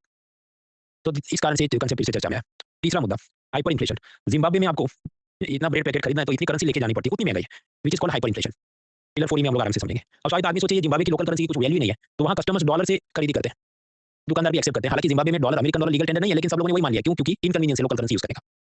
तो यहाँ पर क्या हो रहा है, जिम्बाब्वे की लोकल करेंसी बैड मनी है, क्योंकि उसका परचेजिंग पावर कुछ है नहीं। यूएस डॉलर एक गुड मनी है, तो पब्लिक उसको यूज कर रही है। तो यहाँ पर ये हो रहा है जो फ्रांस के उस एक्सपर्ट्स ने बोला कि good money drives out bad money, Adolphe Thiers law. वो ये कह रहा है कि जब अच्छी करेंसी है तो लोग उसको यूज करेंगे, खराब करेंसी को यहाँ पर अवॉइड करें। आप कहते हैं इधर सब तुगलक जैसा क्यों नहीं हो गया, या ये क्यों हो गया, वो जमाना अलग था, ये जमाना इधर के फैक्टर अलग है, वो सब खिचड़ी मत करो, एक लाइन में याद रखना है। अब जिम्बाब्वे की सरकार को लगा ये अपने करेंसी की कोई औकात नहीं है, कोई इसको यूज नहीं करता, पब्लिक तो डॉलर यूज करती है। तो पब्लिक का विश्वास जीतने के लिए जिम्बाब्वे की सरकार ने एक नया कॉइन इशू किया जो गोल्ड का है, उसका नाम है मॉसी या टूनिया, जो उनका कोई वाटरफॉल या कुछ है, ताकि पब्लिक का गोल्ड का कॉइन है तो हमारे यहाँ चाहिए तो गुड मनी है, इसको तो यूज करेंगे, पेपर करेंसी के मुकाबले तो फुल बॉडी कॉइन इसको यूज करेंगे। तो अब ये क्या गुड मनी, और जिम्बाब्वे सरकार ये सोचती है कि पब्लिक इसको यूज करेगी और पेपर करेंसी ठीक है उसको कम यूज करेगी, क्योंकि वो बैड मनी। तो श्रीलंका का हमने केस देखा। नेक्स्ट मुद्दा है Afghanistan, best performing currency in the world. देखिए अगर हम कहें $1 के 80 रुपीज़ है, तो फिर आप रेशियो उल्टा करो, 1 रुपये के कितने डॉलर्स हैं, ऐसा आपको उल्टा भी लिखना पड़े, तो जो भी जवाब है कि मान लो $0.012 ऐसी 1 रुपये की वैल्यू आए, एक बात। अब उसके पैरेलल अगर आप एक अफगानी करेंसी की डॉलर में वैल्यू निकालो तो वो आए मान लो $0.014 US। तो इसका मतलब कि हमारी करेंसी तो जो भी वीक है उसके मुकाबले ये थोड़े तो स्ट्रॉन्ग है। अब स्वाभाविक आप ये जो ग्राफ होते हैं उसमें परसेंटेज जब बात करो ईयर ऑन ईयर क्या चेंज हुआ या पहले के मुकाबले क्या हो रहा है, तो टेम्पररीली ऐसा लगा अफगानिस्तान का जो करेंसी है वो डॉलर के मुकाबले स्ट्रॉन्ग हो रहा है, और उसका तो भाव देखो कैसे बढ़ रहा है, $0.014 फिर 0.50 फिर ये सब हो रहा है। अब ऐसा क्यों? असल में आप समझो $1 के 75 अफगानी रुपये होंगे मान लो, तो फिर एक अफगानी रुपये का कितना हुआ, अब निकाल दो, 0.014 या कुछ है व्हाटएवर। इसका कारण सिंपल है, सप्लाई डिमांड इश्यूज। अफगानिस्तान में जितने डॉलर आ रहे थे, फॉरेन एड, वर्ल्ड बैंक या जो भी ये सब हेल्थ ऑर्गेनाइजेशन वगैरह भेजे, अफगानिस्तान के लोग जो अमेरिका में ब्रिटेन में टैक्सी चलाते होंगे वो कुछ पैसा भेजें, अफगानिस्तान से जो भी ये किशमिश ड्राई फ्रूट वगैरह वो एक्सपोर्ट करते हैं और उसके सामने जो डॉलर आता, ये सारी करेंसी उधर आ रही थी। अब पहले अफगानिस्तान में जिम्बाब्वे जैसा था कि उसी डॉलर करेंसी को वो सीधा यूज कर लेते थे बच्चों की फीस के लिए, ट्यूशन के लिए, बाजार से सामान खरीदने के लिए, लेकिन वहाँ तालिबान की सरकार है उसने स्टिक कर दिया कि नहीं, ऐसा डॉलर सीधा अफगानिस्तान में लीगल टेंडर नहीं है, इसको यूज नहीं कर सकते, you must convert it to the Afghani currency. इसका इंप्लीकेशन क्या होगा कि जिनके पास डॉलर है वो लोग लाइन में लगेंगे, लीगल इलीगल तरीके से उसको अफगानी करेंसी में कन्वर्ट करना चाहेंगे, तो अफगानी करेंसी की डिमांड बढ़ जाएगी, सप्लाई अफगानी करेंसी का इतना बढ़ नहीं सकता, क्योंकि आप समझो उनकी जो सेंट्रल बैंक है उनके पास छापने के लिए इतना कागज टेक्नोलॉजी वो कहाँ तालिबान राज में होगा। तो लोकल करेंसी की सप्लाई इतनी ज्यादा है नहीं, लेकिन लोकल करेंसी की डिमांड बढ़ गई, क्योंकि फॉरेन से पैसा आता है उसको सीधा यूज नहीं कर सकते डॉलर में, लोकल करेंसी में कन्वर्ट करना पड़ता है, क्योंकि तालिबान सीधा नहीं तो गोली मार देंगे। तो इससे होगा क्या, वही होगा कि लोकल करेंसी स्ट्रॉन्ग हो जाएगी कि 70 में या 50 रुपये में आपको $1 मिले, तो local currency will get strong. फिर उसमें बहुत दिमाग नहीं खर्च करना, सफिशिएंट टू नो कि ये जो बात है कि Afghanistan currency is best performing currency, वो ऐसी बात है कि वो डॉलर के मुकाबले स्ट्रॉन्ग हुआ टेम्पररीली। तो ये सब एनडीटीवी रवीश कुमार ये सब लग गए उसमें, क्या हम ये कह सकते हैं इसका मतलब Afghanistan is the best country in the world? तो उसका क्या सिर्फ एक इंडिकेटर हो सकता है कि करेंसी एक्सचेंज, और भी देखना है पॉवर्टी, इन्फ्लेशन, जीडीपी ग्रोथ कितना है, महिलाओं का क्या उसमें योगदान है वगैरह। तो Afghanistan best performing currency in the world, ये सब भी दिमाग नहीं खर्च करना है। तुमने बताया क्योंकि आप समझो आप फर्स्ट अटेम्प्ट में सिलेक्ट हो गए तो दैट इज वेरी गुड, पर नहीं हुए तो 2-3 साल और चलेंगे, तो 2-3 साल फिर से मेरे लेक्चर देखने नहीं है, लेकिन अखबार में ऐसा कुछ भी बकवास चल रही हो तो उसमें टाइम वेस्ट नहीं करना है, बिकॉज़ यू नो कि वो क्या बातें चल रही होगी उसमें और कैसे वो डॉलर के मुकाबले स्ट्रॉन्ग हुआ होगा। तो श्रीलंका की केस देख लिया, अफगानिस्तान का केस देख लिया। Now third is factors affecting the currency exchange. आसानी है तो इसको हम समझते हैं। देखिए आप ये ग्राफ देखो, let me zoom in. Euro और डॉलर का currency exchange rate up down हो रहा है, हाँ चलो इस जोन में वो हो रहा है जो भी। उसके मुकाबले आप देखो युगांडा की शिलिंग करेंसी और डॉलर का भाव, ये तो भाई बहुत ऊपर नीचे जा रहा है। तो इसका मतलब है कि वो एक सॉफ्ट करेंसी है, कोई भी उसको मुक्का मार के गिरा देता है, जबकि यूरो एक हार्ड करेंसी है, वो ज्यादा स्टेबल है, उसका भाव ऊपर नीचे होता है, बहुत ज्यादा चेंज नहीं होता। तो करेंसी एक्सचेंज स्टेबिलिटी के हिसाब से हार्ड करेंसी हो सकती है, जैसे बड़े बड़े 5-6 देश हैं उनकी करेंसी, और दूसरी सॉफ्ट करेंसी हो सकती है जैसे अफ्रीका के देश वगैरह। अभी करेंसी एक्सचेंज रेट ऊपर नीचे कैसे हो सकता है? जब भी आप इंपोर्ट ज़्यादा करते हैं तो स्वाभाविक आपकी करंट अकाउंट डेफिसिट बढ़ेगी, तो स्वाभाविक है उस हिसाब से डॉलर की डिमांड बढ़ेगी, तो फिर डॉलर आपको 70 नहीं 80 में मिलेगा, रुपया विल गेट वीक। इंपोर्ट कब बढ़ते हैं? बाहर से जब आप ये क्रूड ऑयल, मेडिसिन, फर्टिलाइजर बहुत मंगवाए, भारत की खुद की पब्लिक बहुत रिच हो जाए और वो डेमोन्स्ट्रेशन इफेक्ट, डेमोन्स्ट्रेशन मतलब दिखावा करना, अच्छा करण जौहर ने ऐसा जैकेट पहना है, वो गुकी का चश्मा पहनता है और लुई वुइटन के शूज है उसके, तो हम भी इंपोर्ट करेंगे। जब ये होगा तो स्वाभाविक है फॉरेन करेंसी की डिमांड बढ़ेगी and it will weaken the local currency. I give you 20 second, पहले इतना देखो।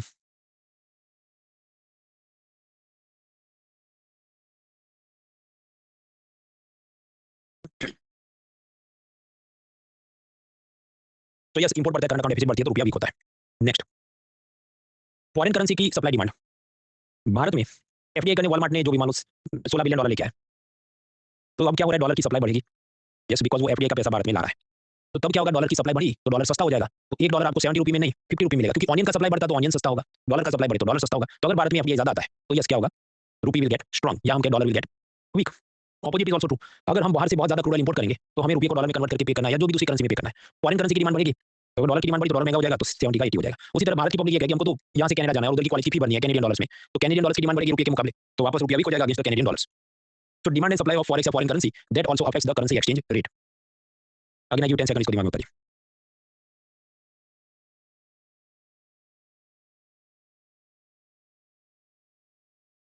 तो समझिए किसी भी पॉइंट पे ये रुपया डॉलर 85 हुआ 88 हुआ तो इसके लिए एक फैक्टर नहीं अनेक फैक्टर है, एफडीआई कितना आ रहा है, इंपोर्ट कितना हो रहा है, भारत की पब्लिक बाहर कितना घूमने और स्टडी के लिए जा रही है वगैरह, तो उसका जो नेट इफेक्ट है वो आपको करेंसी एक्सचेंज दिखाता है। तो अब तक हमने क्या देखा, इनकम ऑफ द कस्टमर्स, कि भारत में अमीर लोग बढ़ जाएं और सब लोग करण जौहर की लाइफस्टाइल कॉपी करें तो बहुत सारी चीजें इंपोर्ट करेंगे, तो वो ऐसा मौका पड़ेगा कि अपनी करेंसी बहुत ऊपर नीचे हो जाएगी, वो सॉफ्ट करेंसी हो जाएगी। उसी तरह डिमांड सप्लाई ऑफ फॉरेक्स में फॉरेन करेंसी की डिमांड बहुत बढ़ जाएगी उसकी सप्लाई के मुकाबले, तो दूसरा मौका पड़ेगा तो भी अपनी करेंसी सॉफ्ट हो जाएगी। तीसरी चीज होती है इंटरेस्ट रेट, समझते हैं। आप आर्बिट्राज याद करें कि मुंबई में मान लीजिए गोल्ड का भाव 60,800 रुपये और दिल्ली में 60,900 हो, तो इधर से हम लोग उधर ले जाके 100 रुपये का प्रॉफिट कमा लेंगे, इसे क्या कहते हैं, आर्बिट्राज। मतलब प्राइस दो मार्केट में अलग हो उसके चलते जो आप प्रॉफिट कमा लेते हैं, आर्बिट्राज। तो ऐसा तो लोन का भी आर्बिट्राज हो सकता है कि मान लीजिए अमेरिका में लोन 4% पे मिले और भारत में 8% पे मिले, तो अगर कोई व्यक्ति ये सोचे कि मैं वहां से डॉलर में लोन लूंगा और भारत की पब्लिक को रुपये में कन्वर्ट करके लोन दूंगा, तो उस हिसाब से डॉलर का जो सप्लाई भारत में बढ़ सकता है because of the interest rate arbitrage, तो डॉलर का सप्लाई बढ़ेगा तो again currency exchange rate change हो जाएगा। अब इसके साथ और भी कंसेप्ट है कि बॉन्ड यील्ड क्या चल रहा है, फेड टेपरिंग क्या चल रहा है, उस हिसाब से आ भी सकता है पैसा जा भी सकता है, लेकिन उतनी ज्यादा खिचड़ी अभी नहीं करेंगे क्योंकि सैटरडे संडे हमें और उसको आराम से पढ़ना है। अभी के लिए कबूल करो कि इंटरेस्ट रेट में अगर दो मार्केट में डिफरेंस होगा तो उधर की फॉरेन करेंसी भारत में आ सकती है और करेंसी एक्सचेंज रेट को चेंज कर सकती है because of the interest rate arbitrage. मैं आपको बताइए शेयर बाजार का सब ग्राफ आपको सिखाने वाले होते हैं कि जो डब्ल्यू शेप हुआ तो ऊपर जाएगा और ऐसा ट्रिपल बॉटम हुआ ट्रिपल टॉप, ये सब। तो उसी तरह जिनको कोई काम धंधा, मतलब मैंने आपको लेवल्स बताए थे, जिसको कोई काम धंधा नहीं मिलता वो शेयर बाजार में इंट्राडे ट्रेडिंग करता है, उससे भी ज्यादा कोई आदमी और काम नहीं मिलता वो करेंसी एक्सचेंज वाला गेम में वो इंट्राडे करता है।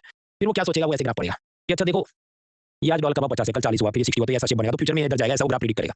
तो मैं क्या करूंगा, मतलब ये आदमी सोच रहा है इस ग्राफ के हिसाब से मैं एडवांस में रुपया या डॉलर खरीद के रखता हूं ताकि जब ऊपर नीचे हो जाए तो मुझे बहुत ज्यादा प्रॉफिट हो जाए। जैसे करेंसी डेरिवेटिव इंस्ट्रूमेंट और उसके वो कॉम्प्लेक्स ट्रेडिंग करता है।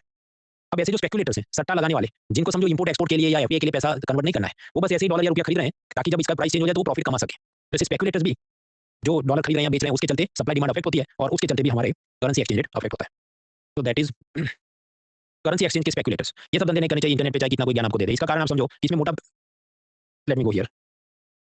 ये जो आप सोच रहे हैं कि मुंबई में 60,800 भाव है और दिल्ली में 60,900 भाव है, तो मुंबई से खरीद के दिल्ली में गोल्ड बेचो मेरा प्रॉफिट हो जाए कितना, 100 रुपये का। पर आप ये नहीं सोच रहे कि मैं ट्रैवल करके जाऊंगा मुंबई से दिल्ली और वापस, उसमें 100 रुपये से तो ज्यादा खर्चा होना है, बराबर आपके कोई नहीं। लेकिन हम अगर 50 करोड़ का या 100 करोड़ का गोल्ड खरीदेंगे और 1 ग्राम पे 100 रुपये के हिसाब से हम लगाएं तो फिर तो करोड़ों में हम प्रॉफिट कमाएंगे, करेक्ट। तो क्या आपके पास 50 करोड़ है, नहीं है ना, तो फिर वो गेम आपके लिए सस्टेनेबल नहीं है। फिर ऐसे लोग क्या करते हैं, मार्जिन लेते हैं। मार्जिन एक जात का लोन है जो आपको शेयर ब्रोकर देता है, ठीक है, तुम्हारे पास 60,000 जिंदा तुम 2 लाख का गोल्ड खरीद लो, मैं तुमको मार्जिन में पैसा दे रहा हूँ। तो ऐसे लोग फिर बर्बाद होते हैं, क्योंकि आप याद करें ये सब जो सट्टाबाजी है 10 लोग लगाते हैं उसमें 9 लोग पैसा बर्बाद करते हैं। तो never waste time in activities like this. भले इंटरनेट पे कोई कुछ ज्ञान दे रहा हो, कोई फ्री में पढ़ा रहा हो, उसका आपको पैसे चाहिए तो दंगा नौकरी रोजगार आप करें।